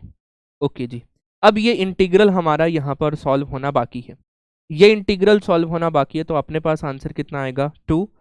लॉग को अगर मैं यहाँ पर लॉग आर को अगर मैं टी पुट करूँ तो 1/r डी आर की वैल्यू कितनी हो जाएगी, डी टी हो जाएगी। 1/r डी आर की वैल्यू कितनी हो जाएगी, डी टी हो जाएगी। अगर r की वैल्यू 1 है तो log 1 0 होता है, तो t की वैल्यू कितनी होगी, 0 हो गई है। और e है तो t की वैल्यू मेरे पास यहाँ पर कितनी आ गई है, 1 आ गई है। तो ये किस में चेंज हो जाएगा, 0 से लेकर 1 तक चेंज हो जाएगा। बट इस t डी टी की वैल्यू मेरे पास यहाँ पर है, दैट इज t²/2। मेरे पास ये आंसर आ जाएगा यहाँ पर t²/2। लिमिट पुट करूंगा 0 से लेकर 2 तक, 0 से लेकर 1 तक, 2 से 2 कैंसिल आउट हो गया, 1 पुट करूंगा तो 1 ही आंसर मेरे पास यहाँ पर आएगा। इसका वैल्यू 1 है, इसका वैल्यू 2 पाई है, तो मेरे पास फाइनल आंसर जो आएगा वो 2 पाई, और इसकी वैल्यू कितनी आ रही है 1, तो आंसर आएगा मेरे पास 2 पाई। तो option number B is my correct answer for this type of question. Option number B is my correct answer for this type of question. क्या मेरी बात आप लोगों को समझ में आ गई या नहीं आई, बोल भाई, बोल भाई, समझ में आ गई ना भाई, समझ में आनी चाहिए, बाकी सब सर्वोत्तम है, बाकी सब क्या है, सर्वोत्तम है, आप लोगों को समझ में आनी चाहिए बस। चलो नेक्स्ट पॉइंट के ऊपर आते हैं। नेक्स्ट पॉइंट सेम उसी तरीके से आप लोगों का ये क्वेश्चन जो है ये होमवर्क में रहने वाला, ये क्वेश्चन जो है आप लोगों का होमवर्क में रहने वाला। मैंने कुछ आइडियाज भी आप लोगों को दी हैं। पहले आप लोग x² + y² को x के साथ सॉल्व करेंगे, x² + y² को 2x के साथ सॉल्व करेंगे, उसकी इंटीग्रेशन आप लोग अप्लाई करेंगे, आप लोगों का ये इंटीग्रल आएगा। ये इंटीग्रल फाइनल आप लोगों को सॉल्व करना है, ये इंटीग्रल फाइनल तौर पे आप लोगों को सॉल्व यहाँ पर करना है। क्लियर है पॉइंट, यहाँ तक बढ़ूँ आगे? किसी का यहाँ पर अगर कोई डाउट है तो प्लीज़ मेरे साथ वो ज़रूर शेयर करना। अच्छा चलो मैं आप लोगों को एक बार, नहीं, पूरा क्वेश्चन आप लोगों के लिए होमवर्क है, पूरा का पूरा क्वेश्चन आप लोगों के लिए होमवर्क है। मैं इसका आप लोगों को फाइनल आंसर है जो वो बता देता हूँ, फाइनल आंसर आप लोगों का बुक में से बता देता हूँ कि बुक में क्या है फाइनल आंसर। तो फाइनल आंसर है 28/9, तो आप लोगों का ये आंसर आना चाहिए 28/9। तो ये आप लोगों का जो है फाइनल आंसर होना चाहिए, आप लोग इसको यहाँ से वेरीफाई ज़रूर कर लें। क्लियर है पॉइंट? नेक्स्ट पॉइंट, नेक्स्ट के ऊपर आते हैं। Next is a change of variable. Change of variable के ऊपर अब मेरा डिस्कशन आप लोगों के साथ यहाँ पर आगे की ओर बढ़ रहा है। आओ जरा इसको बढ़ाते हैं चेंज ऑफ वेरिएबल में।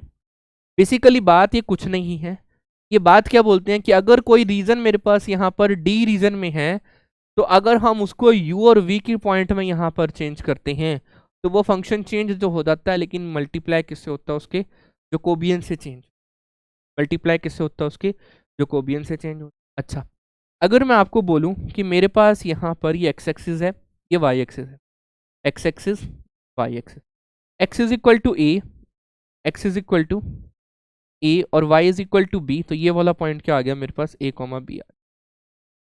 मेरे पास ये छोटी वैल्यू यहाँ पर पड़ी है dx dy में, ये वैल्यू मेरे पास यहाँ पर पड़ी है। अगर मेरे पास कोई रीजन d में कोई फंक्शन का ग्राफ इस तरीके से है, तो चेंज ऑफ वेरिएबल करते ही, चेंज ऑफ वेरिएबल करते ही ये जो पॉइंट आप लोगों का यहाँ पर आएगा, ये आप लोगों का किस में चेंज हो जाएगा, दैट इज v और u ग्राफ में चेंज हो जाएगा। और इसका ग्राफिकल रिप्रेजेंटेशन कुछ इस तरीके से हमारी यहाँ पर होगी, जहाँ पर ये क्या हो जाएगा आप लोगों का, दैट इज dv और du टाइप में वैल्यू जो है वो चेंज हो जाएगी। क्लियर है पॉइंट यहाँ तक? बढ़े आगे पक्का। आप लोगों को क्या करना है, यहाँ पर x को आप लोगों ने कोई फंक्शन u की टर्म में यहाँ पर लिया और y को आप लोगों ने कुछ फंक्शन v की टर्म में लिया। आप लोगों को इसका जकोबियन की मॉडुलस वैल्यू लेनी है। जकोबियन क्या है, दैट इज x और y, that is u and v term में वैल्यू यहाँ पर अवेलेबल है, उसका modulus value x and y u और v की टर्म में। अब आप लोगों को ये डिटर्मिनेंट सॉल्व करना आना चाहिए। ये क्या होगा, दैट इज एक्स का partial derivative with respect to u, और यहाँ से हो जाएगा वाई का partial derivative with respect to u. यहाँ से हो जाएगा वाई का पार्शियल सॉरी एक्स का partial derivative with respect to v, और यहाँ से हो जाएगा y का partial derivative with respect to v का डिटर्मिनेंट। अब 2x2 का डिटर्मिनेंट आप लोगों को सॉल्व यहाँ पर करना आता है। चलो ठीक है, अगर मैं आपको यहाँ पर बात बोलता हूँ, 1 मिनट के लिए इसको पीछे चलते हैं, नेक्स्ट पेज यहाँ पर लेते हैं। बेसिकली अगर मैं आपको यहाँ पर बात बोलूँ कि मेरे पास ये इंटीग्रल है यहाँ पर, दैट इज dx और dy की टर्म यहाँ पर अवेलेबल है। क्लियर है पॉइंट यहाँ तक ओवर द रीजन डी के ऊपर। मैं बोलता हूँ कि इसका आंसर आप लोगों का क्या आएगा यहाँ पर, that is the Jacobian of, that is D R D theta की टर्म हमारे पास अवेलेबल होंगे। डी आर डी थीटा की टर्म जो है वो मतलब ये आर और थीटा की टर्म में यहाँ पर अवेलेबल है। अच्छा, अगर मैं यहाँ पर एक्स को पुट कर देता हूँ आर कॉस थीटा, और यहाँ पर वाई को पुट कर देता हूँ आर साइन थीटा, तो अगर मैं इनका जोकोबियन लेना चाहूँ तो एक्स और वाई का मैं जोकोबियन किसके साथ लूंगा सर, आर और थीटा की टर्म में यहाँ पर लूंगा। अगर मैं यहाँ पर विद रिस्पेक्ट टू आर मतलब एक्स का partial derivative with respect to r और वाई का partial derivative with respect to r, जैसे ही मैंने यहाँ पर एक्स का partial derivative with respect to theta और वाई का partial derivative with respect to theta value मैंने यहाँ पर डाली, मेरे पास यहाँ पर क्या आ गया, विद रिस्पेक्ट टू आर करूंगा तो मेरे पास आएगा यहाँ पर कॉस थीटा, और यहाँ से विद रिस्पेक्ट टू आर करूंगा तो मेरे पास यहाँ पर क्या आ जाएगा, साइन थीटा। क्लियर है पॉइंट यहाँ तक, बढ़े आगे। अच्छा, अब अगर मैं यहाँ पर विद रिस्पेक्ट टू थीटा ले रहा हूं, हाँ with respect to,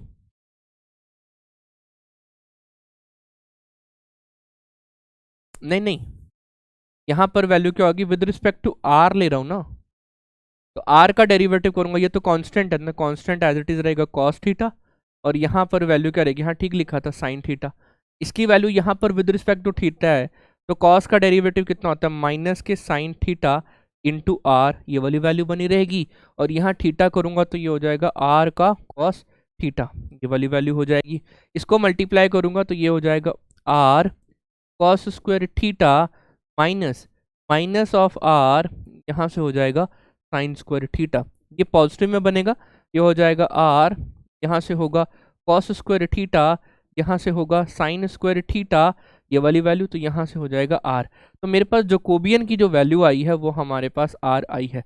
that's why हम यहाँ पर डी एक्स डी वाई को क्या चेंज करते हैं, Jacobian D R D theta की टर्म में चेंज करते हैं, मतलब आर डी थीटा की टर्म में हम इस पूरे कंसेप्ट को यहाँ पर अप्लाई करते हैं। क्या मेरी बात आप लोगों को समझ में आ गई, जो मैं यहाँ पर कहना चाहता हूँ? बहुत ही बेहतरीन तरीके से हम उस पूरे कंसेप्ट को यहाँ पर डेवलप यहाँ पर कर रहे हैं। Now move on to the next question, find the region, find the area of the region e bounded by the ellipse. Okay, अब आपको एलिप्स का एरिया निकालना है। बेसिकली एलिप्स का एरिया सभी को पता होता है क्या आने वाला है, लेकिन अब हम इसका फाइनल आंसर यहाँ पर बना रहे होंगे। अब हम जो है इसका फाइनल आंसर बना रहे होंगे, क्वेश्चन को सॉल्व करते हैं। X square upon a square y square upon b square which is equal to 1, which is equal to 1। अगर मैं यहाँ पर x अपॉन ए को u पुट कर लूँ और यहाँ से y अपॉन बी को यहाँ से v पुट कर लूँ, तो मेरे पास यहाँ से u square plus v square which is equal to 1 आएगा, जो मेरे पास एक यूनिट सर्कल होता है। इसको हम लोग क्या बोलते हैं यहाँ पर, यूनिट सर्कल बोलते हैं। यूनिट सर्कल वो होता है जिसका रेडियस हमारे पास क्या हो, 1 हो, जिसका रेडियस हमारे पास क्या हो, 1 हो। चलो अब हम और इसको बेहतरीन तरीके से यहाँ पर डेवलप करते हैं। बहुत ही प्यारा कंसेप्ट है यहाँ पर। ओके जी, अब हमारे को यहाँ पर क्या करना है, दैट इज जोकोबियन लेना है। तो ये जोकोबियन अब हम यहाँ पर ले लेते हैं।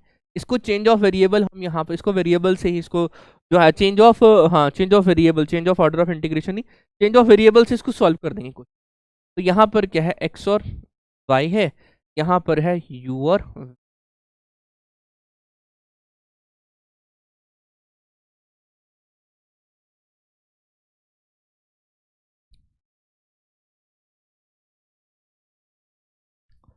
ये पॉइंट हुआ। या आप इसको 1 अपॉन जोकोबियन भी कर सकते हो, दैट इज u और v का partial derivative with respect to x and y भी कर सकते हैं। With respect to x and y भी कर सकते हो। यहाँ से x की वैल्यू कितनी आ रही है, यू ए आ रही है, यहाँ से y की वैल्यू कितनी आ रही है, v b आ रही है। अगर मैं इसको सॉल्व करता हूँ तो मेरे पास क्या है, u का partial derivative with respect to x। गड़बड़ हो रहा है।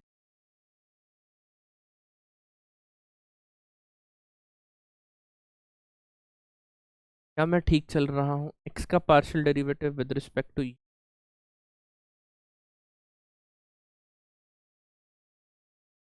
ऐसा क्यों लग रहा है कि हम यहाँ पर गड़बड़ घोटाला कर रहे हैं।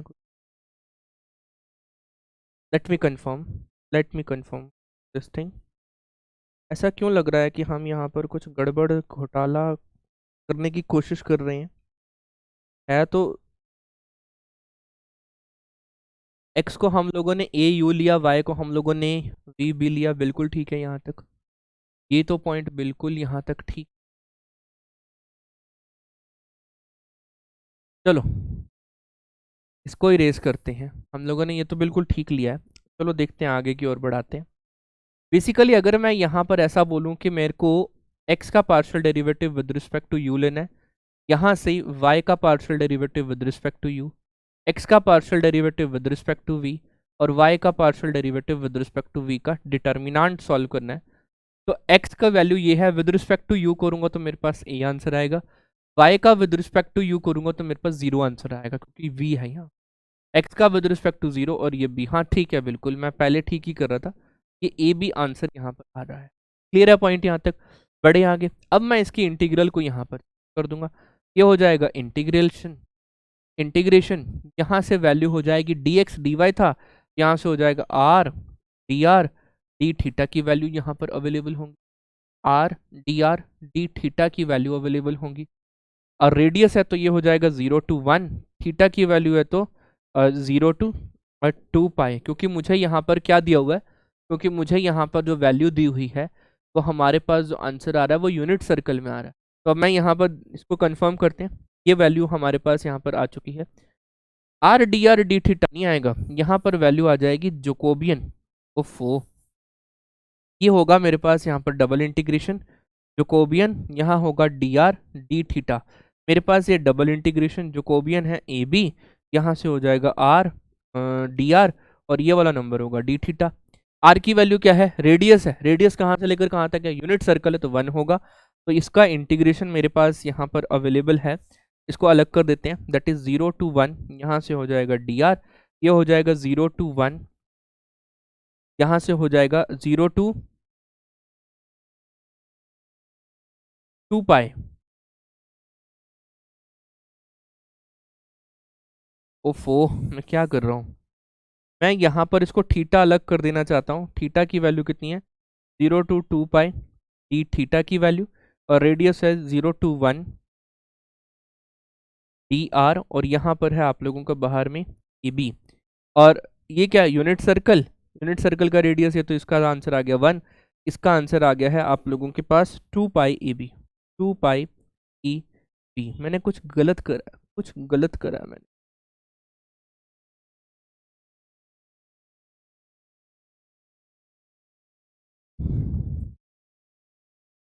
अरे यार, क्या यार, सारी यहीं पे हाँ हौच पौच हो जा रही।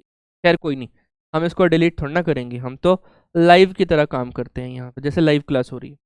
तो यहाँ से मेरे पास ये ए बी बाहर आ गया, ये डबल इंटीग्रेशन हो गया यहाँ से डी आर डी थीटा। ये क्या है, ये एरिया ऑफ यूनिट सर्कल है। ये बेसिकली यहाँ पर क्या है, एरिया ऑफ यूनिट सर्कल है, एरिया ऑफ यूनिट सर्कल। और एरिया ऑफ यूनिट सर्कल क्या होता है आप लोगों का, यहाँ पर पाई यूनिट सर्कल हो गया r square into a b. तो मेरे पास आंसर कितना आना चाहिए, पाई ए बी आना चाहिए, नॉट 2 पाई ए बी। अब ठीक है, 2 पाई ए बी का वैल्यू मेरे पास यहाँ पर अब क्लियर है। तो एरिया ऑफ इलिप्स आप लोगों को पता है ना, पाई ए बी होता है, तो बचपन से जानते हैं आप लोग, लेकिन कैसे निकला है वो यहाँ से। डन, थोड़ा सा हौच पौच हुआ, कोई बात नहीं, बड़ा भाई हूँ मैं आपका। आ जाओ अब यहाँ पर नेक्स्ट कंसेप्ट के ऊपर आते हैं। Next concept is the double integration, आप लोगों को गिवन है यहाँ पर, ध्यान से चमकाना। ये आप लोगों की double integration over the region r, यहाँ है आप लोगों का x y d x d y. आगे उन्होंने बोल रखा है curve that is x y which is equal to 1, that is x y which is equal to 3। यहाँ से हो जाएगा आप लोगों का y अपॉन एक्स की वैल्यू कितनी है 3, यहाँ से y अपॉन एक्स की वैल्यू कितनी है आप लोगों की 5 है। इसका मतलब अगर मैं यहाँ पर लेट कर लूँ चेंज ऑफ वेरिएबल में, इसको u पुट कर लूँ और y अपॉन एक्स की वैल्यू को अगर मैं v पुट कर लूँ, अगर मैं v पुट कर लूँ तो मुझे मेरा आंसर मिल जाएगा। अब मैं क्या करता हूँ, वैसे हम लोग जोकोबियन कैसे निकालते हैं, हम लोग जोकोबियन निकालते हैं x और y का derivative with respect to u and v निकालते हैं। मैं इसको फाइंड आउट ना करके ना, मैं इसको फाइंड आउट कर लेता हूँ 1 अपॉन जे का मॉडुलस वैल्यू, 1 अपॉन जे मतलब इसको रिवर्स कर देंगे तो u कॉमा वी यहाँ से हो जाएगा x एंड y की वैल्यू यहाँ पर अवेलेबल है, इसका डिटर्मिनेंट। तो बेसिकली ये क्या हो गया, u का partial derivative with respect to x, यहाँ से हो जाएगा v का partial derivative with respect to x। Next concept क्या बनेगा हमारे पास यहाँ पर, दैट इज v का partial derivative, that is u का partial derivative with respect to y और v का partial derivative with respect to, sir क्या कर रहे हो, दैट इज u का partial derivative with respect to y, that is v का partial derivative with respect to y का determinant हमें यहाँ पर सॉल्व करना।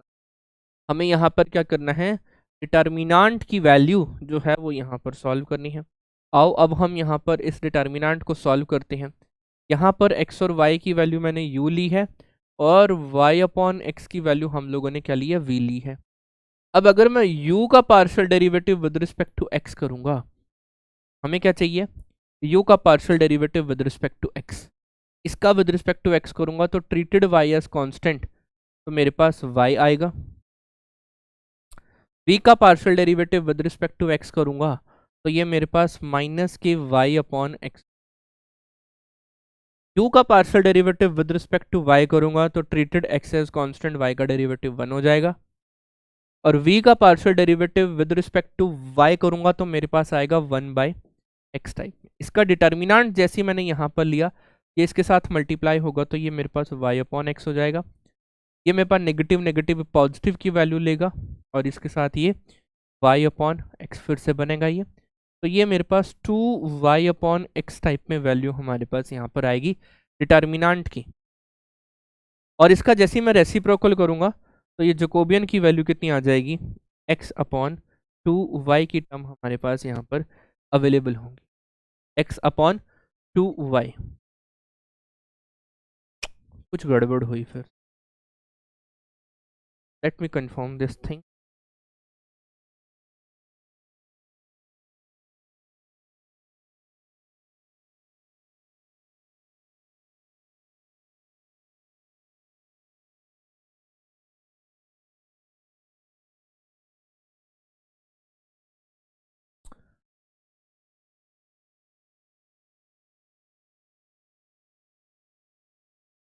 क्योंकि मेरा आंसर जो है ना u और v की टर्म में आना चाहिए, क्या मतलब हम लोगों ने रेसिप्रोकल करके गलती करी ना।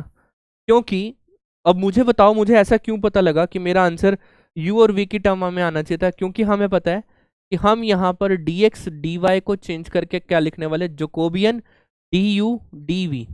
तो जोकोबियन भी u और v की टर्म में आना चाहिए, अपना जोकोबियन आ रहा है x और y की टर्म में, अपना क्या जोकोबियन आ रहा है x और y की टर्म में, इसका मतलब ये तो अनर्थ हो गया।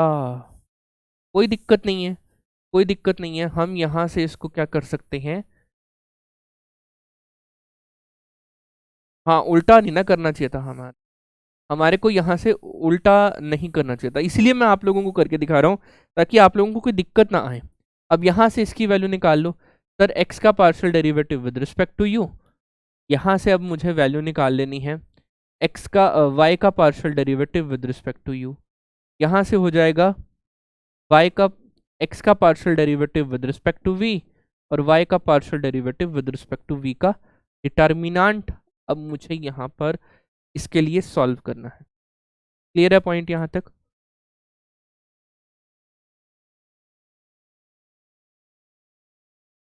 नहीं, क्वेश्चन से डरेंगे नहीं हम। यहाँ हम फिर से पहुंच गए।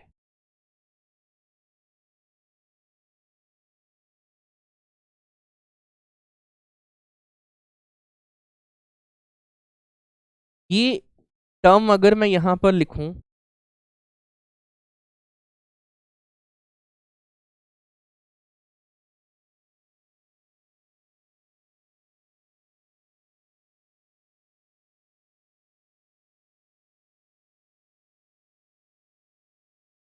अब ठीक है ना, कोई दिक्कत तो नहीं है ना? ओके।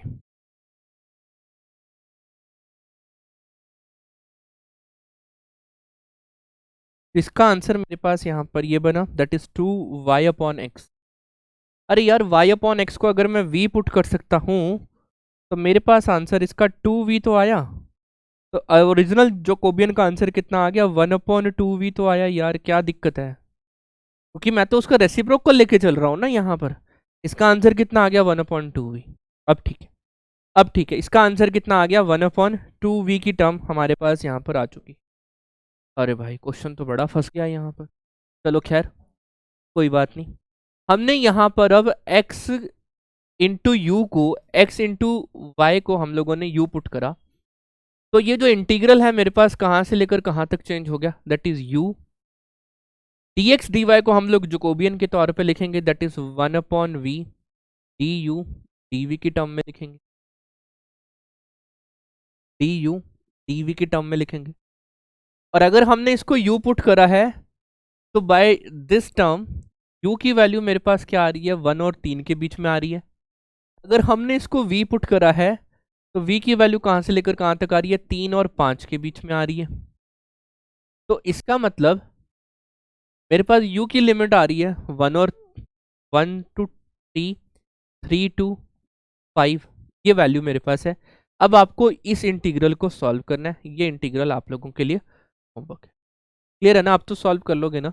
u को अलग, v को अलग सॉल्व कर लेना, तब भी आप लोगों का आंसर जो है यहाँ पर बन जाएगा। लॉगरिथम में आंसर आएगा, आई थिंक लॉगरिथम में आंसर आने वाला है। तो आई थिंक मैं इसका आंसर कंफर्म करूँ आप लोगों का। हाँ, 2 log 5/3, यहाँ से हो जाएगा 2 log 5/3 आप लोगों का इसका आंसर होगा। आप लोग इसको वेरीफाई कर लें, आप लोग इसको जो है वो वेरीफाई कर लें। क्लियर है ना पॉइंट? बढ़ूँ आगे? पक्का? थोड़ा अच्छा क्वेश्चन था। अच्छा क्या सर, थोड़ा सा कंफ्यूजन आप ही हो रहे थे, हम तो नहीं हो रहे थे। चलो, तो इस क्वेश्चन में अब हमने यहाँ पर इसको सॉल्व करना है। ध्यान से देखना है एक बार कंसेप्ट को। कहना क्या चाहता है कंसेप्ट? वो बोल रहा है हमारे को यहाँ पर integration 0 to ∞ e raise to power minus के x² plus y² bracket close, that is dx और dy। ये पॉइंट यहाँ अवेलेबल हुआ क्या इसमें? कैसे अब हम इसको यहाँ पर डिफाइन कर पाए? x² प्लस y² देखते ही ना। अब x की लिमिट एक बार देखो, यहाँ पर x की लिमिट 0 है, x की लिमिट इन्फिनिटी है, y की लिमिट 0 है और y की लिमिट इन्फिनिटी है। तो x0 y0 मेरे पास ये पॉइंट आ गया, x इन्फिनिटी है ये आ गया, y इन्फिनिटी है ये आ गया। इसका मतलब ये फर्स्ट क्वाड्रेंट में बात कर रही है। अगर मैं यहाँ पर ये रेडियस को यहाँ पर डेवलप करूँ, मेरा ये रेडियस है, ये मेरे पास रेडियस आ गया अप टू इन्फिनिटी। रेडियस क्या आ गया? 0 to ∞। थीटा क्या आ गया मेरे पास यहाँ पर? थीटा की वैल्यू कितनी आ गई है? 0 to π/2। तो अगर मैं यहाँ पर ऐसा लिख लूँ कि मेरे पास x की वैल्यू क्या है? r cos थीटा, y की वैल्यू क्या है मेरे पास? r sin theta. तो मेरे पास x² प्लस y² की वैल्यू कितनी है? r², x² प्लस y² की वैल्यू कितनी है? r²। और यहाँ से dx dy की वैल्यू कितनी है? r dr d थीटा की वैल्यू आ चुकी है। अब इसका मतलब ये हो गया हमारे पास यहाँ पर e raise to power minus का r² that is dr d theta. r की वैल्यू कितनी है? 0 to ∞। और थीटा की वैल्यू कितनी है? 0 to π/2, 0 to π/2। अब हम इस इंटीग्रल को यहाँ पर सॉल्व करेंगे बहुत ही बेहतरीन तरीके से। बहुत ही बेहतरीन तरीके से हम इस इंटीग्रल को जो है वो सॉल्व यहाँ पर कर रहे होंगे। इसका और इसका कोई लेना देना नहीं है। तो ये इंटीग्रेशन हो जाएगी 0 to π/2 that is D theta, ये इंटीग्रल, और ये इंटीग्रल हो जाएगा 0 to ∞ e⁻ के r square r d r. अगर मैं यहाँ पर आर स्क्वायर को टी पुट कर दूँ तो 2r डी आर की वैल्यू कितनी है, डी टी है, तो आर डी आर की वैल्यू कितनी है, डी टी/2 है। आर डी आर की वैल्यू कितनी है हमारे पास, डी टी/2 है। इसका आंसर कितना है हमारे पास, यहाँ पर π/2 है। इसका आंसर तो हमें पता है ना, इसका आंसर हमारे पास कितना है, π/2 है। ओके जी, ये π/2 आते ही इसको सॉल्व करते हैं अब हम लोग। आर जीरो है तो टी जीरो, आर इन्फिनिटी तो टी इन्फिनिटी, तो कोई दिक्कत नहीं है, ये इन्फिनिटी बना, ये e⁻ डी टी बना, कोई दिक्कत नहीं। हमारे पास इसका आंसर यहाँ पर क्या बनेगा, दैट इज π/2, ये आ गया। यहाँ पर इसको सॉल्व करेंगे तो ये e⁻t/(-1) लिमिट आ जाएगी 0 to ∞। ओके जी, ये माइनस के π/2 की वैल्यू आ चुकी है, माइनस के π/2, और ये हाँ मेरे पास ब्रैकेट स्टार्ट, ये बनेगा मेरे पास 1/e⁻t, लिमिट पुट करूंगा तो 0 to ∞, 1/∞ दैट इज 0, तो ये हो जाएगा माइनस के π/2,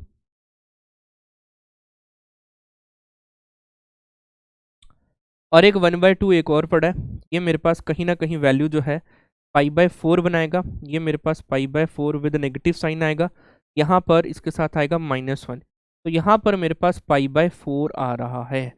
देखने वाली बात जो है वो मेरे पास वैल्यू क्या आ रही है, π/4 की वैल्यू हमारे पास यहाँ पर अवेलेबल है। क्लियर है पॉइंट यहाँ तक, बढ़ूँ आगे, पक्का। चलो जी, अब हम इसको और कंसेप्ट को यहाँ पर लेकर चलते हैं। डन, चलो आओ नेक्स्ट के ऊपर बात कर लेते हैं। अच्छा, नेक्स्ट अब हम इसके ऊपर बात कर लेते हैं कि हमारे को दिया क्या हुआ था, 0 to ∞ e⁻(-x² + y² that is dx और dy, इसकी वैल्यू कितनी थी हमारे पास यहाँ पर, π/4 आ रही है।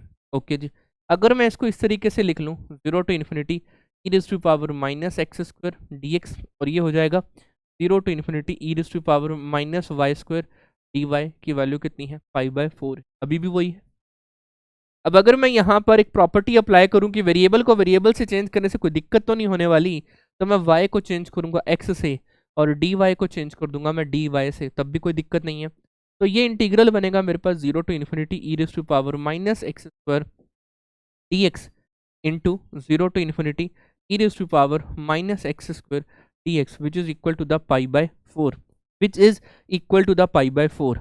यहाँ वैल्यू आ चुकी है, that is 0 to e⁻(-x² dx का whole square which is equal to the π/4। यहाँ से वैल्यू आ चुकी है 0 to e⁻(-x² dx की वैल्यू कितनी है, √π/2 is my correct answer for this type of question. हाँ या ना, कैलकुलेशन मिस्टेक्स चेक कर लेना एक बार, वैसे तो कोशिश करिए ना ही हो। ओके जी, ओके, अभी इसको पीछे चलते हैं, और अभी हमारे ये क्वेश्चन यहाँ पर लिखे हुए हैं। अगर मेरे पास यहाँ पर लैम्डा आ जाता है, अगर लैम्डा कोई भी पॉजिटिव वैल्यू है, तो मेरे पास डायरेक्टली इसका आंसर यहाँ पर क्या होगा, π/λ का फुल रूट होगा, क्वेश्चन वही है। π/λ का फुल रूट होगा, क्वेश्चन वही है। इसके अंदर अगर मैं यहाँ पर, इसके अंदर अगर मैं इस पर्टिकुलर टाइप के बारे में बात करूँ, अगर मैं लैम्डा को इक्वल टू 1 पुट कर लेता हूँ, तो ये इंटीग्रल हो जाएगा 0 to e⁻(-x² dx, जिसकी वैल्यू कितनी है आप लोगों के पास, √π/2 है। इसका मतलब ये 1/√2 रूट फुल π/1 है बेसिकली। लैम्डा की वैल्यू 1 तो 1, लैम्डा की वैल्यू 2 तो 2, 3 तो 3। मेरे पास ये पूरा का पूरा क्वेश्चन यहाँ पर बनकर सामने आ चुका है। मैं सॉल्व नहीं करवा रहा, मैं सॉल्व नहीं करवा रहा हूँ। नेक्स्ट आते हैं यहाँ पर कि अगर मेरे पास -∞ to ∞ आता है तो क्या पाई आंसर आएगा मेरे पास, चेक कर लेते हैं। क्या मेरे पास पाई आंसर यहाँ पर आने वाला है, नो प्रॉब्लम, एक बार हम इधर ही चेक कर लेते हैं। उन्होंने हमारे को क्या दिया हुआ है, डबल इंटीग्रेशन -∞ to ∞, यही वाली वैल्यू e⁻(-x² + y² की value which is dx dy। मैं इसको ऐसा लिख सकता हूँ, ये 2 टाइम ऑफ इंटीग्रेशन ऑफ, ये 2 टाइम ऑफ 4 टाइम्स हो जाएगा ना बेसिकली। इसको अगर मैं यहाँ पर -∞ to ∞ e⁻(-x² dx integration minus infinity to infinity, infinity to infinity E raise to power minus y square d y कर देता हूँ। और नेगेटिव पुट करने पर कोई फर्क नहीं पड़ेगा, तो वही है, तो इवन फंक्शन है ये। 2 time of integration 0 to infinity E raise to power minus का एक्स स्क्वायर डी एक्स, और यहाँ भी मेरे पास 2 times of integration 0 to infinity E raise to power, variable को वेरिएबल से ही चेंज कर देते हैं, ये मेरे पास 4 हो जाएगा। ये मेरे पास 4 की वैल्यू मेरे पास यहाँ पर अवेलेबल होंगी, और ये हो जाएगा 0 to infinity E raise to power x square D x क्या होल स्क्वायर। और अभी अभी हम लोगों ने निकाला ई रेज टू पावर, अभी इधर ही था, E raise to power 0 to infinity E raise to power minus x square D X की वैल्यू कितनी है हमारे पास, रूट पाई अपॉन 2। रिकॉर्डिंग हो रही है? हाँ हो रही है। रूट पाई अपॉन 2, इसका मतलब ये हो जाएगा 4 इंटू रूट का स्क्वायर करूंगा तो पाई आएगा, 4 आएगा, आंसर कितना आएगा, पाई आएगा। इसका मतलब हमारे पास यहाँ पर minus infinity to infinity E raise to power minus x square plus y square D x d y की वैल्यू कितनी है हमारे पास, पाई है। ये फॉर्मूले थोड़े याद रखना, चेंज ऑफ वेरिएबल का आगे क्वेश्चन आ रहे हैं, उसमें हम लोग इसको सॉल्व करेंगे। पीछे चलते हैं दोबारा, ये हो गया है। सेम उसी तरीके से ये 2 टाइम ऑफ रूट पाई आएगा, सेम उसी तरीके से। और माइनस इन्फिनिटी टू इन्फिनिटी अगर लैम्डा आता है तो आप लोगों का आंसर कितना आ जाएगा, यहाँ पर 2 से 2 कैंसिल आउट होगा, हमारे पास आ जाएगा पाई अपॉन लैम्डा का रूट, पाई अपॉन लैम्डा का रूट। फॉर्मूलाज याद हो गए बेसिकली। नेक्स्ट आते हैं जरा यहाँ पर। ओके, एक क्वेश्चन मेरा, एक क्वेश्चन आपका, दोनों ही सेम है, दोनों ही सेम कैटेगरी के हैं, माइनस इन्फिनिटी टू इन्फिनिटी। अच्छा, अगर मैं यहाँ पर 3x प्लस वाई को u पुट कर लूँ, और यहाँ से 4x प्लस वाई को अगर मैं v पुट कर लेता हूँ, 3x y को हम लोगों ने u पुट कर लिया और इसको हम लोगों ने v पुट कर लिया है। क्लियर है पॉइंट यहाँ तक? बढ़े आगे। और हमें पता है हम यहाँ पर अब dx dy को इनके जोकोबियन dr d थीटा से रिप्लेस कर देंगे, dr d थीटा से हम लोग जो है रिप्लेस कर देंगे। बेसिकली तो हम यही कुछ करने वाले। इसका मतलब मैं यहाँ पर इसके लिए क्या कहना चाहता हूँ, इसका मतलब ये minus infinity to infinity, that is minus infinity to infinity E raise to power minus, e raise to power minus, ऐसा करते हैं एक बार इसका सॉल्व करते हैं। हमें क्या चाहिए है, हमें जोकोबियन चाहिए होता है। जोकोबियन क्या होता है, एक्स और वाई का with respect to u and, ऐसा कुछ है। अब अगर मैं 1 अपॉन जोकोबियन का डिटर्मिनेंट और मॉडुलस वैल्यू लूँ तो u और v का with respect to x and y होगा, हाँ या ना? इसका मतलब यहाँ से u का partial derivative with respect to x, v का पार्शियल डेरिवेटिव विद v का पार्शियल डेरिवेटिव, सॉरी u का partial derivative with respect to y, v का partial derivative with respect to y का, आ जाओ अब इधर। सर u का partial derivative with respect to x that is 3, v का partial derivative with respect to x that is 4, u का partial derivative with respect to y that is 2, v का partial derivative with respect to y that is 1। Answer कितना आएगा हमारे पास, 3 minus के 8 that is minus का 5, 4x। मैं Jacobian एक बार इसका वेरीफाई कर लेता हूँ, बाकी तो सब कंसेप्ट ठीक है।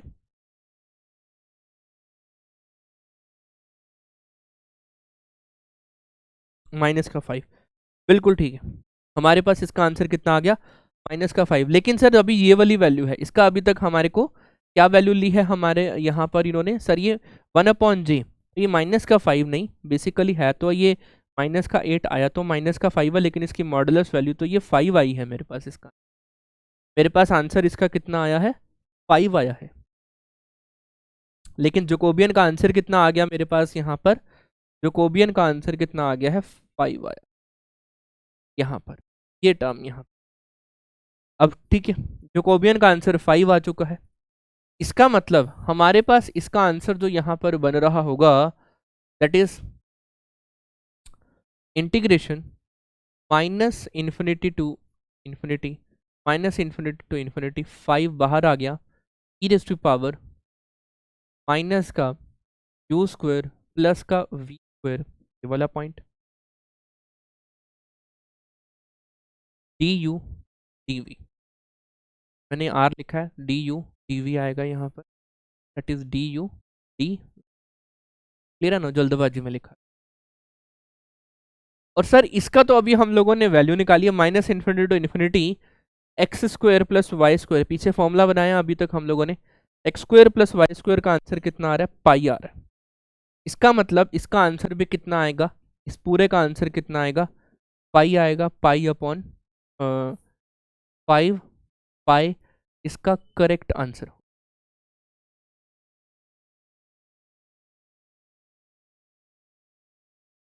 हाँ बिल्कुल, 5 पाई इसका करेक्ट आंसर। डन, बढ़ूँ आगे, नेक्स्ट क्वेश्चन। नेक्स्ट क्वेश्चन आप लोगों के लिए ये होमवर्क रहने वाला है, सेम कंसेप्ट है, यू वी और डबल इंटीग्रेशन दिया हुआ है, ये आप लोगों का आंसर रहने वाला है। Next is the triple integration, तो चलिए इसको फिर हम लोग नेक्स्ट शॉर्ट में इसको करेंगे, ट्रिपल इंटीग्रेशन इसको हम लोग आप लोगों के साथ डिलीवर करेंगे। तो तब तक के लिए बने रहे हमारे साथ PWIT jam CSIR net channel पर। क्षितिज बैच आप लोगों के साथ यहाँ पर चल रहा है। क्षितिज बैच आप लोगों का IIT जैम का क्रैश कोर्स है, जिसके साथ अगर आप लोग हमारे साथ यहाँ पर डेली लाइव क्लासेस को, डेली रिकॉर्डेड क्लासेस को अगर आप लोग लेते हैं, आप लोग उसको समझते हैं, पढ़ते हैं, तो आप लोगों का रैंक बहुत बेहतरीन तरीके से IIT जैम एग्जाम में आएगा। तो जैम एग्जाम आप लोगों का फरवरी में होने वाला है। तो तब तक के लिए wish you all the very best, पढ़ाई करते रहो, गुड लक।